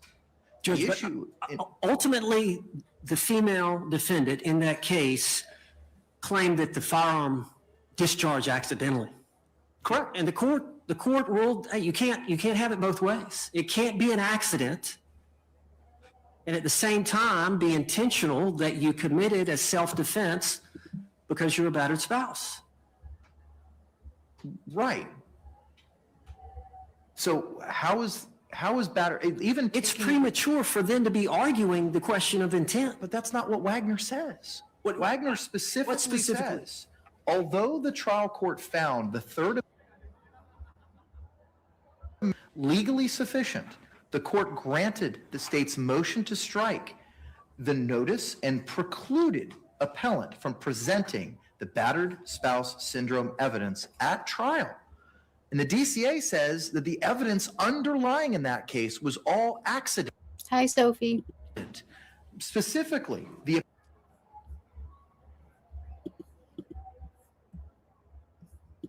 located. Battered spouse syndrome as admissible where the defendant claims accident rather than self-defense. We're not claiming accident. Well, then what are you claiming? Self-defense. But every case that you cite, Medina, Hickman, its progeny, all pertain to some act by the accused. And that battered spouse is an excuse, a justification, an explanation for those actions. How is your purported defense applicable legally? That's the reason we asked for the statement of particulars, Judge, so we could find out exactly what they were claiming. I don't know if this is the one, Tanika. I tried to warn, I thought it was coming up, so that warning is kind of expired now, but I'm not sure if this is the one or not, where Tony Henderson comes in with his mic. I don't know what was going on there, but a mess. That she did. Margaret's fault, of course. At what overt act or what omission? The overt act, was it zipping him into the suitcase? But was that the overt act that caused the death? All of the battered spouse syndrome cases talk about a defensive issue. Not meaning defense, your side of the ledger issue. I mean an action in defense. Wagner fired the gun. It was accidental. Hickman fired a gun. There was an act that was done by the Hi, Allie. victim or by the defendant in those cases. And battered spouse was used as an explanation for why it is that they did. How is that applicable to the case at bar? I assume they're going to say she overtly zipped him up in the suitcase. I assume they're going to say he was asking to be let out of the suitcase and she refused. She failed in a duty to act. Later on, she went upstairs and fell asleep. So it's either an act or an omission. Hit the bed. But they're claiming an act or a series of acts led to the death of Mr. Torres, which they have alleged was directly caused by Sarah Boone's actions or non-actions. Sub Rosa, hi. Good to see you.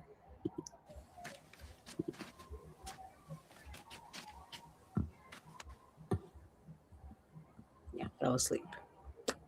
Do you hear this?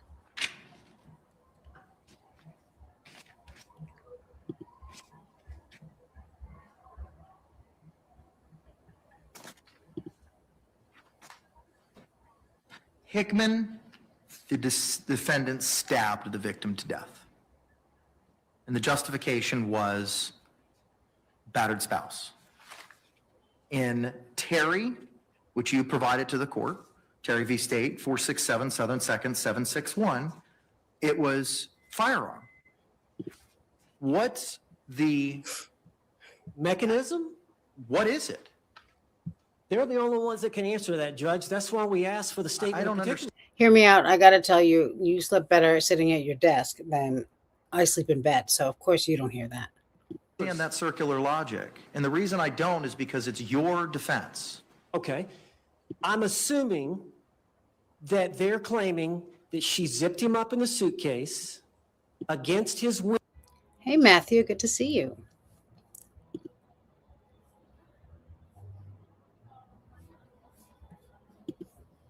Would not let him out of the suitcase, and therefore he Thank you, suffocated. So the act of zipping him up and then the non-action of not letting him out when he asked to be let out constituted the offense of second-degree murder. That's the only explanation that we can come up with based on the report, based on the evidence we have. But Judge, you remember Marsha Thompson, the Palm Beach County case? But there was a firearm. There was a firearm. She discharged a firearm. Remember Dr. Brannon said, on the issue of imminent threat. It is in the mind of the battered spouse woman. Right there's the words. Imminent threat. That's correct. There was a threat. Now, I don't know all the cases. I don't know the facts Hi, Sassy. and circumstances of that West Palm Beach case. I don't. I know snippets that you provided to me, but I haven't read any opinions on it. I don't know where it is on the DCA or appellate perspective, and trial court findings are not binding on another makes trial sense. court. I mean, the case law is very, very clear. Ding, on ding, ding. Judge, the state doesn't know what happened the 2 minutes prior, or the minutes leading up to, the time leading up to the 2-minute video. The state doesn't know what happened after the 2-minute video. Only Sarah Boone can testify to that. Thank you. Hear me out. That's for her to testify to. Thanks. Hear me out. Florida, the appellant has not cited, nor is our research located, any Florida case holding that evidence of battered spouse syndrome is admissible where the defendant claims accident rather than self-defense. Who claims accident? Are you claiming self-defense? Yes. Well, that's the first time that I've heard that. Judge, I just mentioned it a while ago. The word self-defense never came out of your mouth. Judge. Words that you believe that the state's position. Kranich was wrong here, which I couldn't believe, but also there's only so long you can listen to him. Is Owens. What you believe that they're going to try to establish, that we don't know what happened before and after that video. The word self-defense have never been uttered this afternoon. Judge, for the record, we're claiming self-defense. We're utilizing the battered spouse syndrome in conjunction with that defense. Okay. All right. Not accident, as they want to allege. Okay. Okay. Does your compatriot want to provide response further? Okay. Mr. Henderson, good afternoon, sir. Can you hear us? If you can hear me, sir, you need to unmute yourself. Brace yourselves. As a matter of fact, I'm going to fast forward this a little bit because. And that because of this syndrome, they would perceive an imminent danger. Also, why isn't he looking at the what's he looking at? What's happening here? I mean,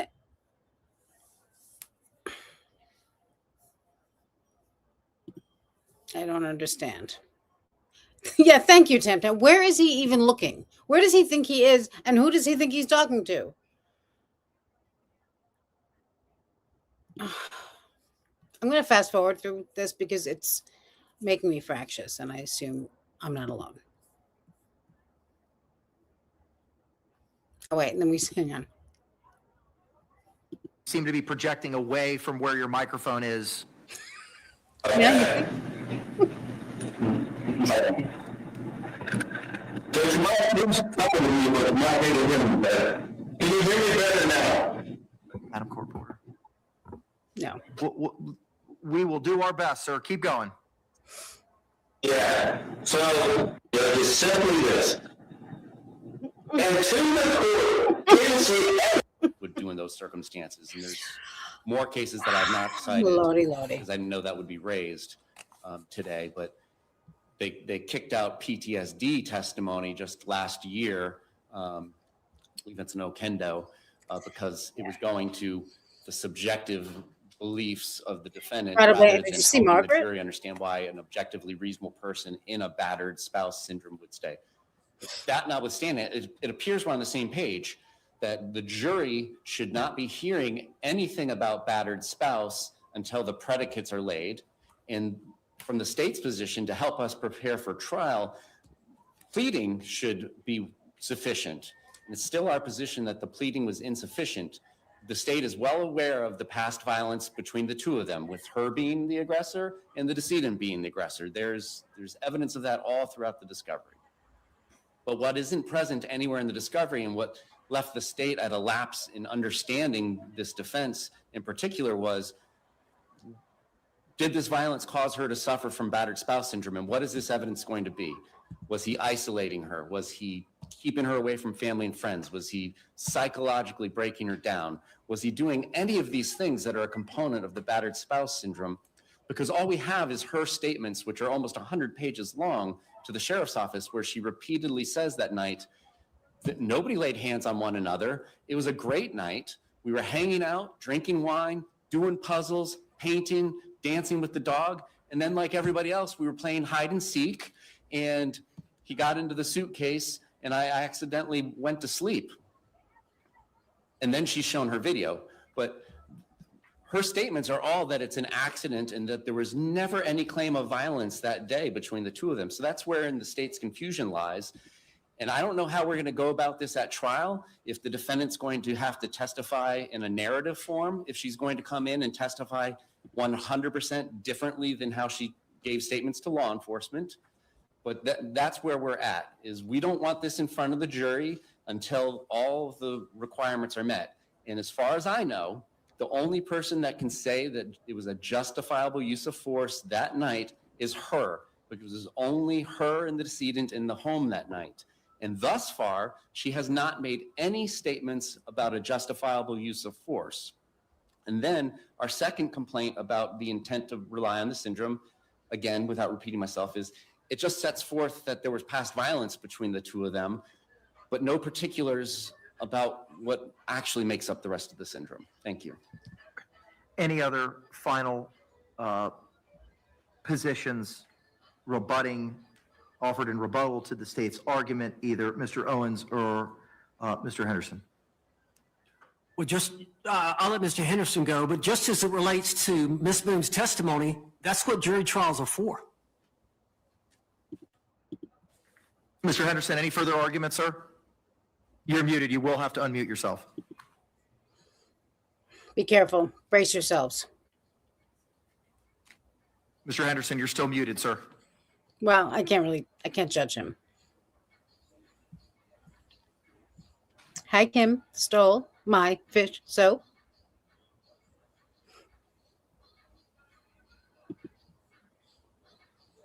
I'm sorry. Can you hear me now? Loud and clear, sir. Any other additional argument in rebuttal? Yes, Judge. The state is going to have the opportunity to depose the expert, Ms. Harper, who can tie those things together. That's why we have experts who know about these things and who have the knowledge, who can tie these things together and tell why she's of the opinion that she was suffering from battered spouse at that time. The notice is simply to require to let them know that we're seeking this avenue, and here are the witnesses that we're using to seek the avenue. We don't have to list a specific number of witnesses. It's just the ones that we intend to use. And as Mr. Owens has told you, this is an ongoing process, and we'll probably be adding more. But that's all I have. Thank you. All righty. Right, thank you very much. Well said. The court is going to take the issue under advisement and provide a written order. I'll endeavor to do that by the end of the week. Last is the defendant's motion for enlargement of time filed September 17th. Mr. Jay, have you had the opportunity to review that? Yes, Your Honor. Okay, all right. Any problems with proceeding with that this afternoon? No, Your Honor. Okay, very good. All right, I have reviewed that motion. Mr. Owens, you may proceed, sir. Judge, and I do have about 2 or 3 other issues that I agree, Patty. we need to address, but I've asked for some time. I think there was an order. I know there was an order that you had submitted to writing and that was filed with the clerk's file that indicated that you wanted some things from the defense and from the state by certain dates. And I think that's a typo on paragraph 3. I said August 17. That should be September 17 on paragraph 3, Judge. Hi, Cookie. My defendant's motion for enlargement of time. It says September 5 on paragraph 3. Are you looking at my defendant's motion for enlargement of time? Yes, sir. Paragraph 3 says Dr. Julie Harper met with defendant Sarah Boone on Thursday, September 5, 2024. Am I looking at the wrong thing?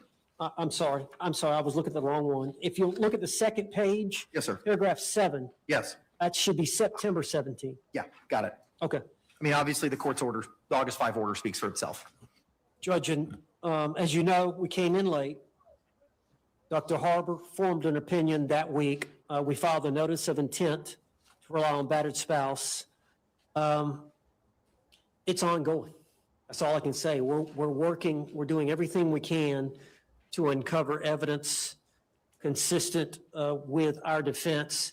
The problem is it's 4.5 years ago, and the apartment complex in Winter Park has changed hands. So we're trying to run down the employees. We're trying to run down the other tenants of the place. We're trying to run down medical records. That office manager is critical. We've taken her deposition, but we can't find her. Brandon, I think it's Moats, the neighbor that lived right next door to Miss Boone and Mr. Torres, and they shared a wall, is a critical witness in the case. We're trying to locate him. As you know, 4.5 years, people move. So we need more time, is my point. We're doing everything we can. We're working diligently. Billy Lane, the investigator, is working diligently to try to gather the information I'm asking him to gather.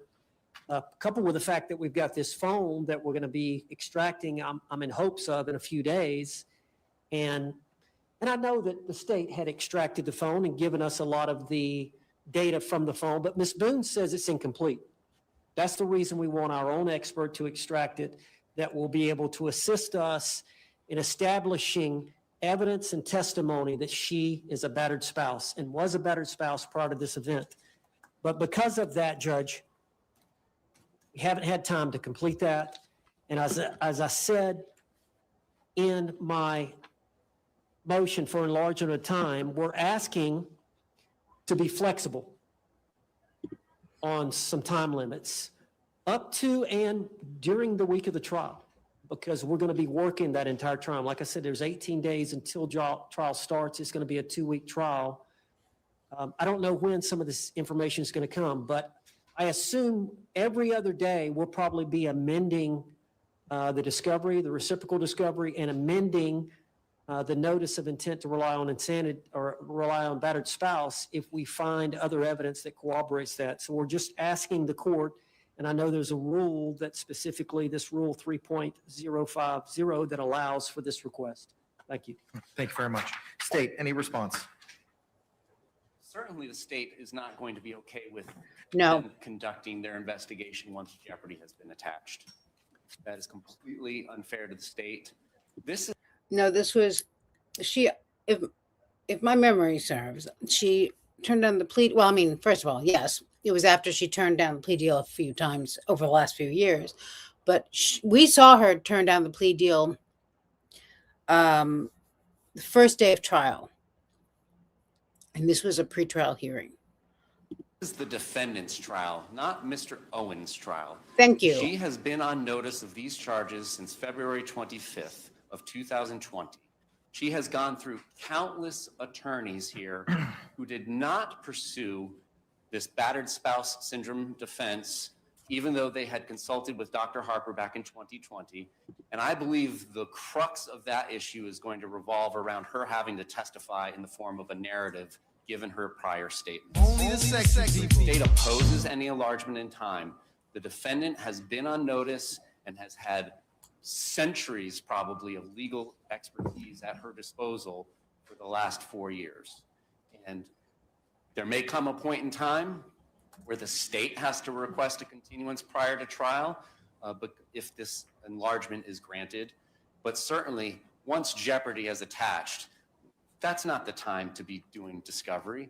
She's had 4 years to do this, 4.5. Thank you. Any other final arguments, Mr. Owens? No, sir. Okay. I'm just rereading the rule. Give me a moment.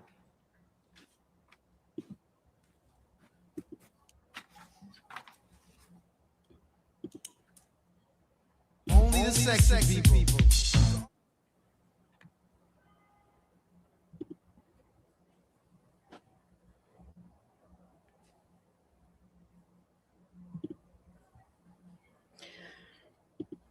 Hear me out. I don't know if you remember it, but you may be drinking. I don't know. But a few weeks ago, I don't know when it was, but I had something happen with my card, and so all of my memberships stopped. So I had to rejoin, and it came up that I just joined the membership on your channel. And you were like, "Oh, Suma Kumladma, thank you for joining and becoming a member." As if I was waiting, you know. I didn't. I had just subscribed, so I figured, well, let's give this a shot.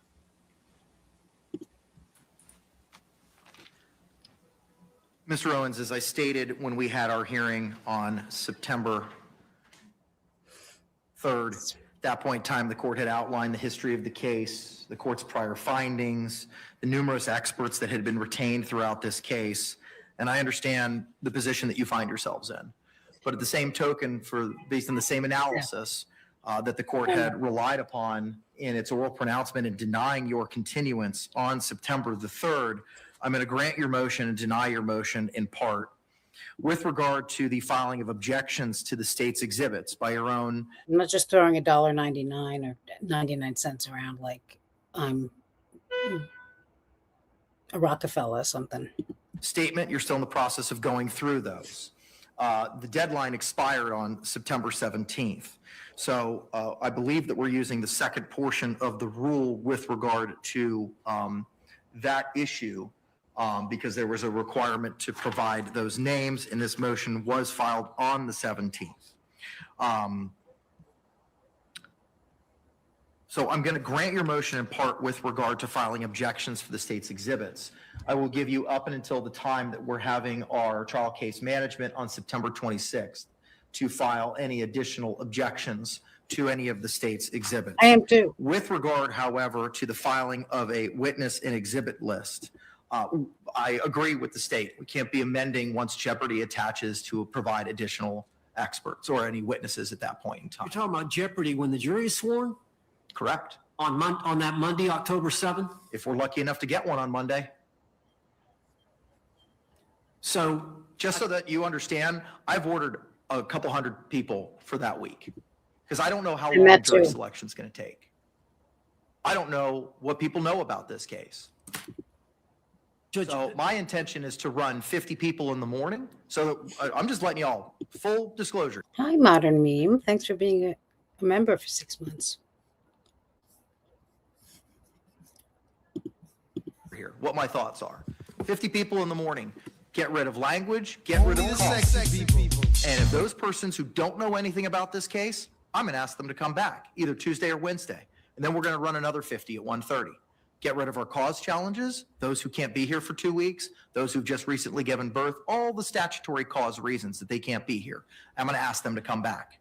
And if we've got 40 people, 50 people at the end of Monday, we'll start Tuesday and we'll start whittling it down. And I can turn over when I'm done with my colloquy, my voir dire is about an hour and a half, 2 hours. And then I'll turn it over to the state. Hey, Beth of a salesman, where you been? You were here in the beginning, and then what happened? I'm glad you're still here. And thanks for being a member for 6 months. I'll turn it over to you and we can whittle it down from there. But if it takes us more time to get a sufficient panel because of the amount of time and other causes or preconceived notions about this case that can't be set aside, we may not be picking a final jury until Wednesday in this case. Is this set for 2 or 3 weeks? 2 weeks. 2 weeks. Now, it was originally set for 3 weeks. And then when we talked about it, when you came on board, we had shrunk that to 2. Now, if we think that that may change, I'd rather discuss that now than a week from now. You think we need 3 weeks, I can try my best to make that happen. But I respectfully need to know that sooner rather than later. Like now. Idiot. Because in all candor, I don't know how long it's going to take us. I did not anticipate. I anticipated we were going to be able to pick a jury in one day. I would love to be that bullish. I hope we can. I'd love to be able to. I'm just telling you what I've been working with jury services, that I've got 50 people teed up for 9 a.m. I got 50 people teed up for 1:30. And that will continue throughout the day, the week. It's easier for me to say, we don't need you, go home. You don't need to show up for jury service than it is, I need bodies and we don't have them. Now, if we're able to get a jury in one day, fabulous. But if we can't, I have that backup. I believe if we pick the jury in one day, we could try the case in 2 weeks. But if it's going to take a little bit longer, and again, we don't know from now until October 7th what other evidence or what other witnesses we're going Welcome, Roberta Real. to uncover. So in the abundance of caution, I'm going to ask the court, if possible, to set 3 weeks. I don't think it's going to take 3 weeks, but I don't know how long jury selection is going to be. I don't know what additional evidence we're going to uncover, additional witnesses from now until October 7th. So to be on the safe side, I would ask for 3. Okay, all right. I'll see what I can do there, and I'll have Anita report back to both of you. Judge, and the main reason, I think all these other lawyers, they didn't have an expert that had tendered. Hi, Kel. Yeah. Good to see you. That opinion about her spouse. So we started on this path on that Friday when Dr. Harper called me and I filed the notice of intent to seek corroborative evidence, corroborative witnesses that she was battered. So that didn't really start until that day, which was September 6th. And that's why, and again, this was an event that occurred 4.5 years ago. Trying to locate witnesses, it's just taking time. I understand about the jury being sworn and we shouldn't be allowed to ask additional witnesses coming. So I agree with the state on that. I agree with the court. But I would ask up until the time we pick the jury that we be allowed to amend reciprocal discovery and amend our notice of intent to add additional witnesses and additional evidence. Mr. J, any other further positions, sir? There just may come a point in time, Judge, if you don't set a deadline, that the state has to ask for continuance. I know, Patty. It's amazing. Me too. And I assume everyone, because, I mean, this is just the video that happened to come on after the hearings we were watching with her attorneys trying to get paid.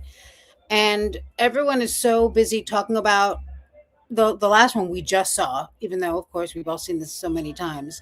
And we have a little bachata going on in the background now. And just the conversation that's going, that like involved conversation as if we're watching this live is crazy. And it's the same thing with me. I'm always noticing something new. And that's sometimes how I get ideas for videos, because I watch this trial, of course, a lot, and everything that Sarah's put us through. And something will happen where I'm like, what was that? Like, I forgot about that, or I start thinking about it and then I realize there's more to it, or I remember seeing something else about it. It's just, there's a lot going on because she's a liar and she's so entitled, and just the cast of characters and all of it, you know? The deadline is going to be for objections to the state's evidence, providing of a witness and exhibit list for the defense at trial case management next week, September 26th at 9 a.m., in addition to all the reasons that the court placed on the record on September 3rd during the motion to continue. My AA has advised that Mr. Lake has appeared virtually with regard to the motion to appoint clinical psychologist. Mr. Lake, can you hear me? Yes, I can, Your Honor. Can I get your appearance for the record, please? Yes, Christian Lake on behalf of the Justice Administrative Commission. All right, thank you, sir.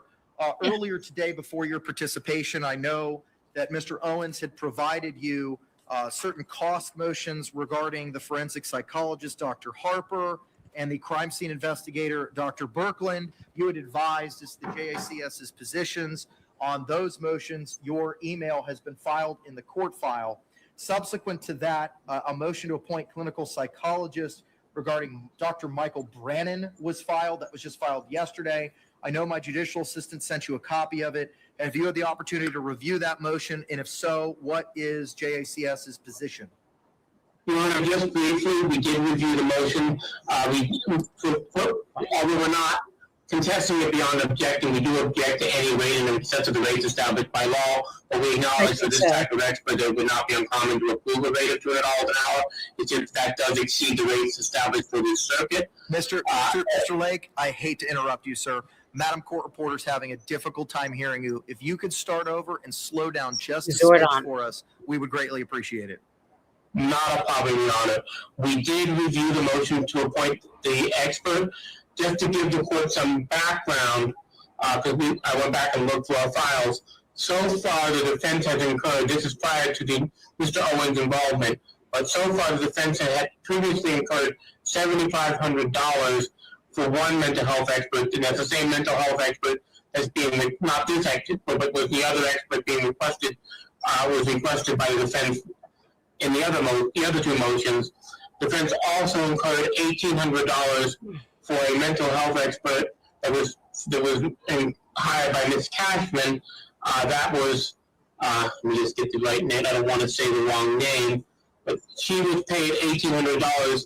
She was retained in relation to the issue that was before the court today, the battered spouse syndrome. And now the defense is requesting a third mental health expert, also at the rate of $200 an hour. Based on the nature of the case, Your Honor, we have no real other than objecting to the rate because it does exceed for the circuit, we don't have any other concerns. Hey, J-Mac. I'm going to fast forward this a little bit because it's a little hard to hear, listen to. September? Yeah, is that not what I just said? I'm sorry if I said a different date. I will take it under advisement the issues pertaining to the battered spouse syndrome and provide a written order. You had advised there were some other issues that you wanted to bring up, sir.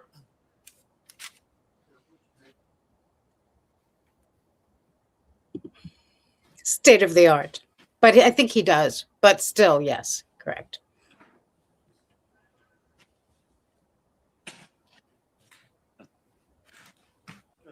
This relates to the investigator, Billy Lane, who's working with the defense and his potential costs up to the trial.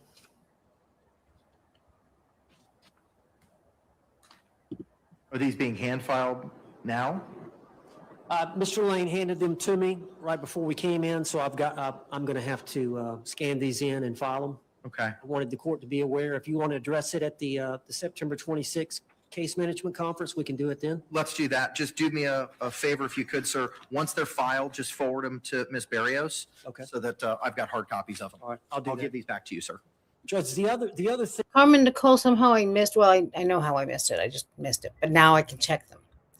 Your super chat or what? Hang on. What is it? Your gift of 99 cents and becoming a member. Welcome to only these sexy people. Only the sexy people.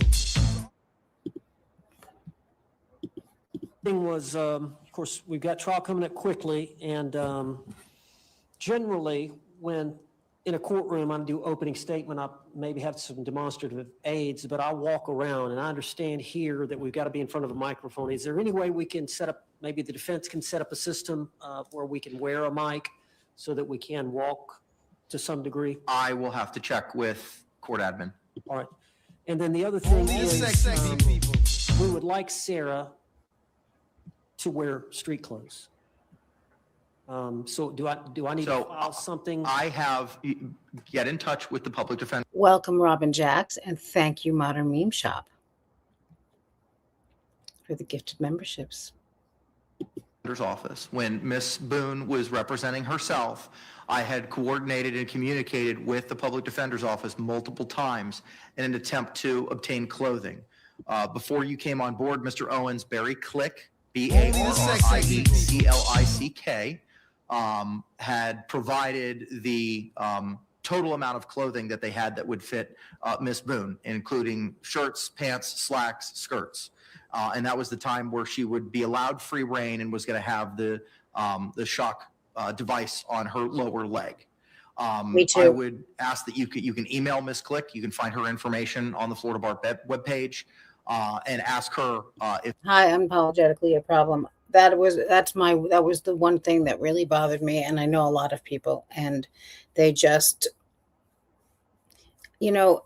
it's amazing to me how many things are still kind of like in their infancy somehow, like battered spouse and spousal abuse and all of that. It's like, it's in poor taste to say that the abuse didn't go both ways.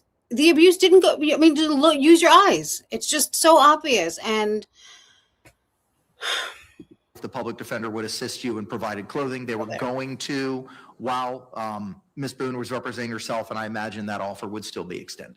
Judge, and I anticipate 2 more pre-trial hearings. One is the case management conference, and 2, if I file the motion to suppress the statement made during the interrogation, we would probably have to set a separate date. Can she wear street clothes at those 2 hearings? If you could get it to her. Okay. So that's something you have to work with corrections. I don't know that they're going to let you do that. Now, when it comes time to trial, she would like for us to have some makeup for her and somebody to fix her hair in a way that's presentable to the jury that she would like to be presented. Do I need to file a motion on that, or? I think you're going to have to. Okay. I believe that's all I have, Judge. Okay. All right. Anything else, State, we need to address? All right, anything else, Mr. Owens, or from your co-counsel? No, Judge. Okay, I will see you all on September 26th at 9 o'clock in the morning, and I will endeavor to get you a ruling on the battered spouse issue as soon as practical, hopefully by tomorrow. Thank you, Judge. All right, thank you all very much. We're off the record. These bastards. Any further witnesses? These bastards.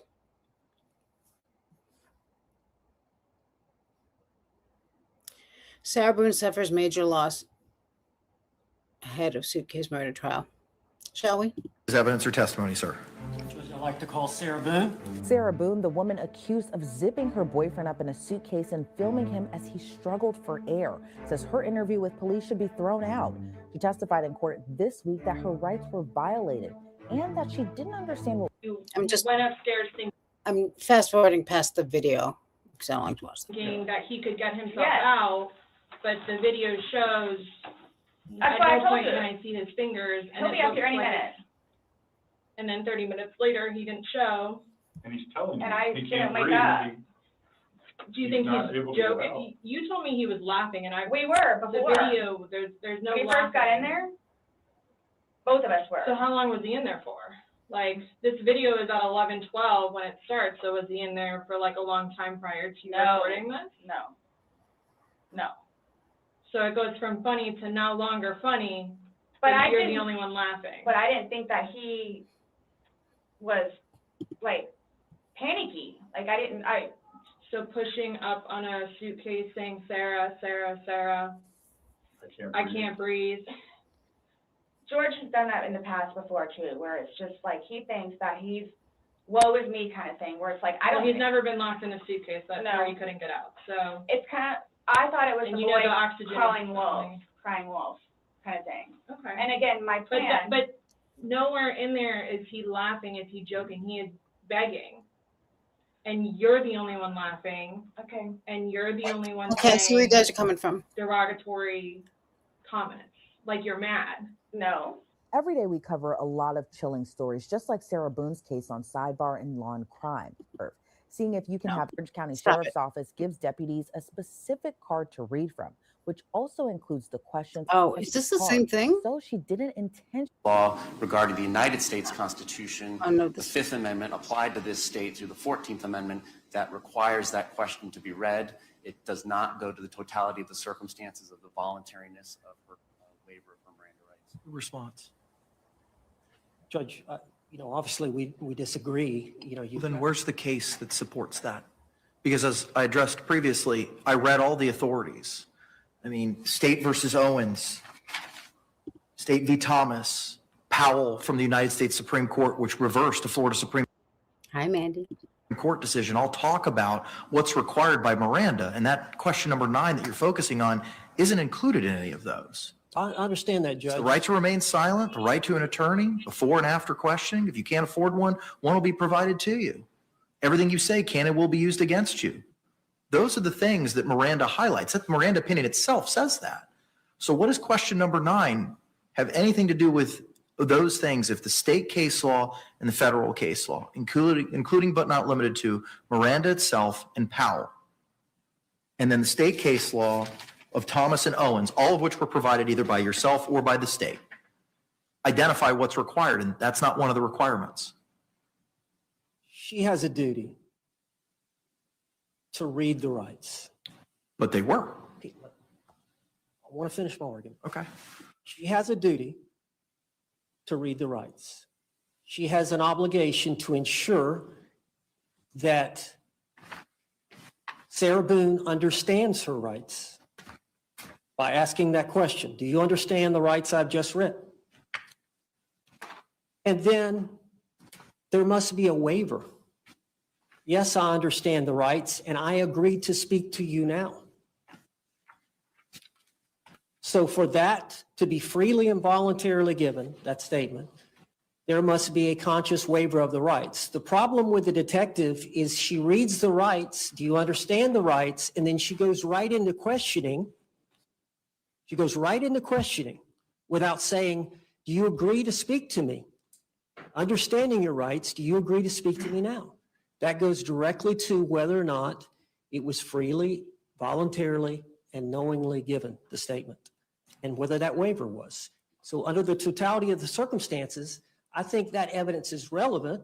It's the policy of the sheriff's department. Obviously, she had an old Miranda rights form, but she failed to read what we perceive as a critical question, and she's going to testify about what she perceived at the time that the detective failed to read that question and how it ties into the case. I understand that all they have to read is those four, but I think under the totality of the circumstances standard that this court has to apply, that should be a consideration the court should consider. I know it was an honest mistake. She had an old card. Thank you. Hear me out. What I said was, don't worry, Miyagi. I'll fall asleep soon. And case law, space law. So you missed really important things. Thanks for letting me know. I had sirens. But still, I feel like it should be considered in your decision.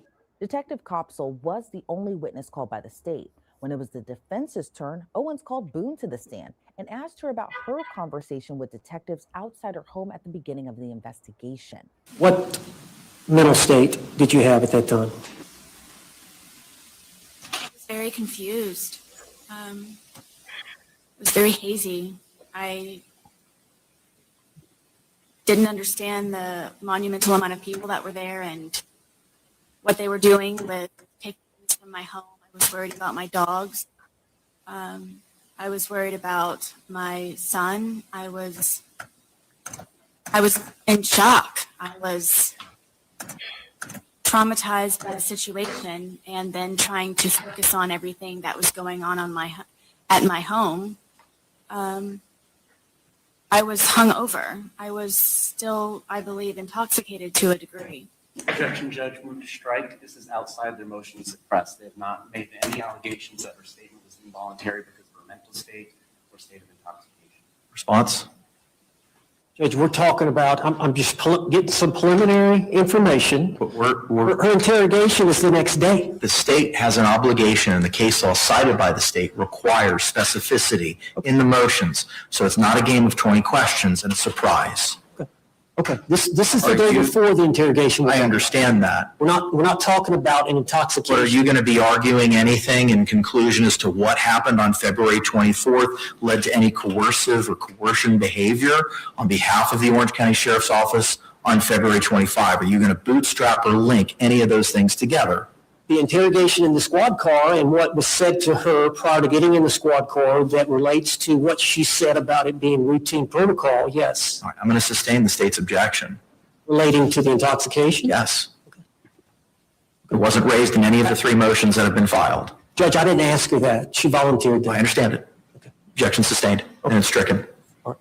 Did they ever indicate to you that you were a suspect? No. Did they ever indicate to you that you were a person of interest? Did they ever refer to the videos that you recorded on your phone from the night before? Boone testified that she stayed with her ex-husband and son that night at his home, then got in contact with Detective Copsell. Did you My son, yes. all have a discussion about your phone? Yes. Can you elaborate on that discussion? She told me that I needed to come down to the sheriff's department because she was pregnant, and asked me if I remembered about when I was being pregnant. And I was being pregnant. it would just be a lot easier for her if I were to arrive at the sheriff's department to pick up my phone. Was there any discussion about you being interrogated at the sheriff's department? No. Was your understanding the sole purpose of you going to the sheriff's department the next day was to pick up your phone? Yes. And the sole reason for the change in plans from them bringing the phone to you was because Detective Copsell was pregnant and not feeling well? Correct. So the next afternoon, did you drive to the sheriff's department? I did. Tell us, when you parked your car, where you went, what happened? I parked my car and left everything as regular in my car and walked through the front door and went to the window asking who I needed to see, and they, I guess, rang them upstairs, and Detective Lowen came downstairs And I thought I was supposed to be picking my phone up over at a particular window. And he says, no, your phone is upstairs. So we would just like you to come upstairs, and that's where you can pick up your phone. Boone believes she was tricked into coming down to the police station, then tricked into talking about what happened without fully understanding her rights. After Boone's testimony, her defense attorney, as well as the prosecutor, made oral arguments to the judge. Judge, law enforcement, after they get a valid waiver of rights, that I'm not going to be silent, that I'm going to answer questions, go ahead, ask me and I'll answer the questions. Once that happens, law enforcement is trying to get a confession. Law enforcement is trying to get admissions. This is the question of the hour. How does her face have cellulite? They can later use at trial to impeach the defendant and convict him. The law allows law enforcement at that stage to use deception, to lie, to trick. We found the murder weapon. It's got your DNA on it. Your co-defendant has come in here and confessed and implicated you. All those techniques, when it's really deception, they don't have the DNA, they don't have the murder weapon, they don't have the co-defendant, it can be utilized to obtain a confession or an admission of guilt. But prior to Miranda, you cannot deceive. Prior to Miranda, you cannot trick. That right is fundamental. You cannot be compelled to incriminate yourself.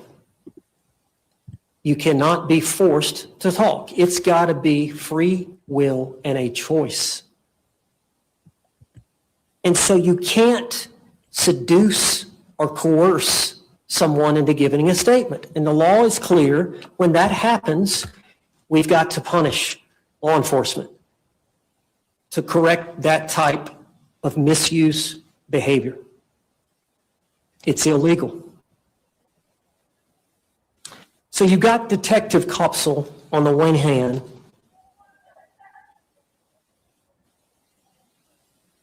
I got to read your rights. And you have a right to remain silent. But within a minute before, the detective is telling Sarah Boone, we have to do this. We have to talk to you. Now, that's confusing. That's deceptive. There's nowhere in policy that should be allowed or is allowed. There's nowhere in the law that should be allowed. It's actually illegal to tell a suspect, we have to talk to you. We just have to, before reading Miranda rights. Judge, the United States Supreme Court has said that confessions are good. They are good for society. It is good when guilty people are convicted. We stand by all the case law that we've cited, and you have reviewed the evidence from start to finish. Under the totality of the circumstances of that 2-hour and 6-minute statement that she gave to law enforcement, she knowingly and intelligently and voluntarily waived her Miranda rights. And under the case law, it was done perfectly fine. There is no requirement that that question number 9 get read. And as far as any credibility issues that are pertinent to the court's analysis, which the state would submit there is not, because we are conceding there was custody on February 25th. They are allowed to use subterfuge and deception to get somebody to come to the police station under the case law and authority cited. But if there is anything that is dependent upon the credibility of either the defendant's testimony or Detective Kopsel's testimony, the state would argue for the reasons of her being impaired by her own admission on the afternoon of February 24th, still from the night before, that her credibility is less than Detective Kupsel's. And of course, she has a bias and interest in the outcome of the case, whereas Detective Kupsel has no motivation to not tell the truth about whether she used deception to bring the defendant down to the police station, because that's perfectly acceptable.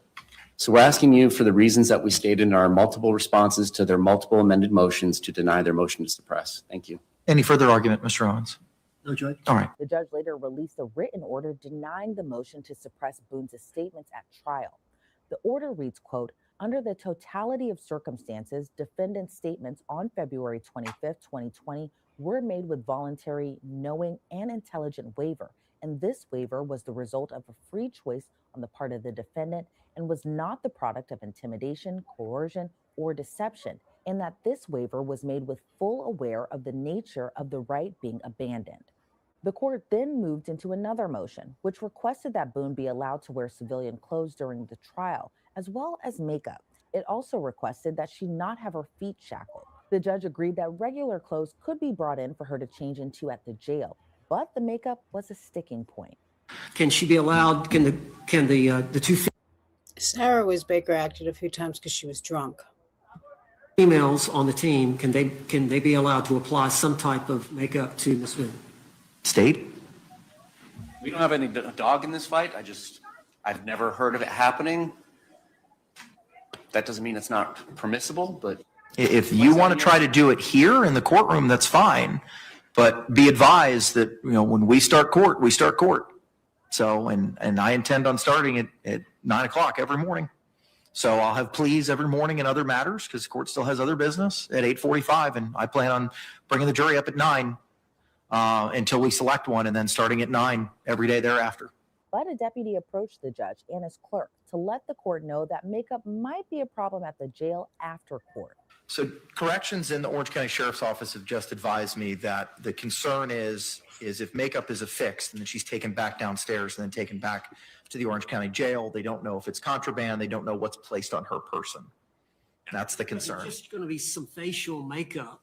I understand, but I don't see. DOC and Sheriff's Office are telling me they can't do it because of the concerns that were just outlined. After she's returned to the Orange County Jail facility. Okay. In his written order, the judge wrote, quote, the motion is hereby granted. Defendant shackles and handcuffs. She wishes she looked like George Washington. Be removed during trial proceedings, end quote. But there was no mention of the makeup issue. I guess we'll see when jury selection gets started next week. And of course, we'll bring you all of those updates as soon as they happen. But for now, that does it for this episode of Sidebar. You can check out more episodes and subscribe to us anywhere you get your podcasts. I'm Elizabeth Milner, and this has been Sidebar, presented by Law and Crime. All right. Well, this was fun, of course.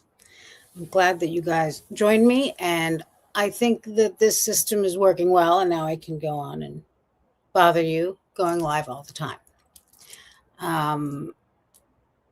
Yeah, I wanted to watch, of course, I wanted to watch the Dunkin Donuts thing, which we're going to watch one more time on the outro now. And just to rewatch the lawyer things, and I'll pin everything below. And I'm going to start a schedule. I mean, there are so many possible days. I'm not going to do Fridays because Dan Dean and Sundays because of Danielle, but I have the rest of the week. So I'm going to figure that out, and I will see you very, very soon. Thank you all. You're all generous and present and wonderful people, and I appreciate you. I'm going to watch Dunkin Donuts closing in Shamokin, and peace out.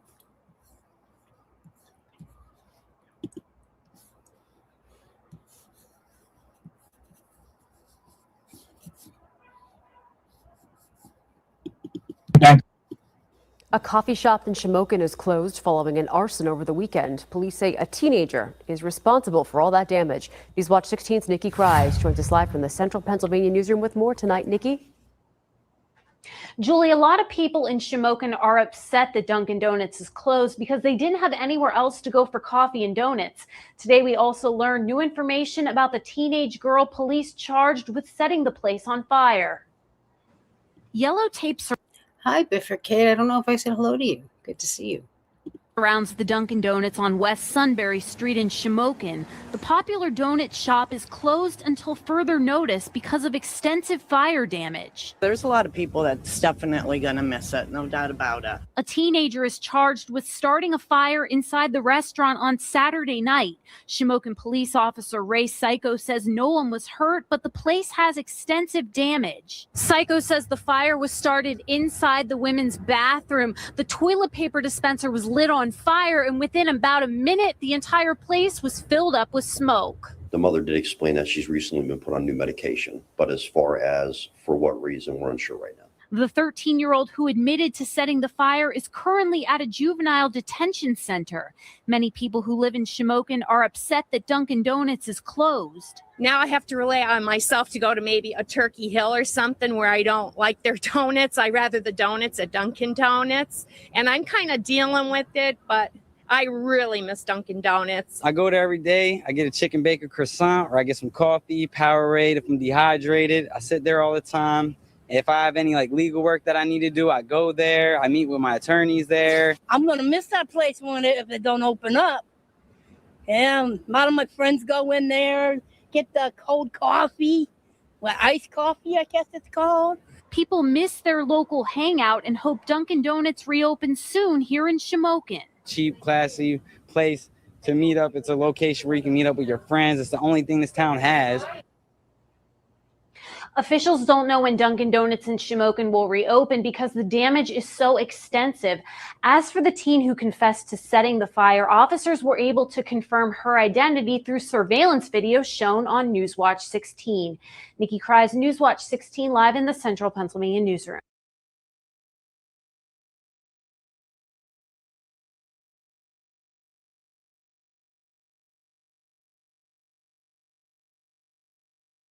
Only the sexy people.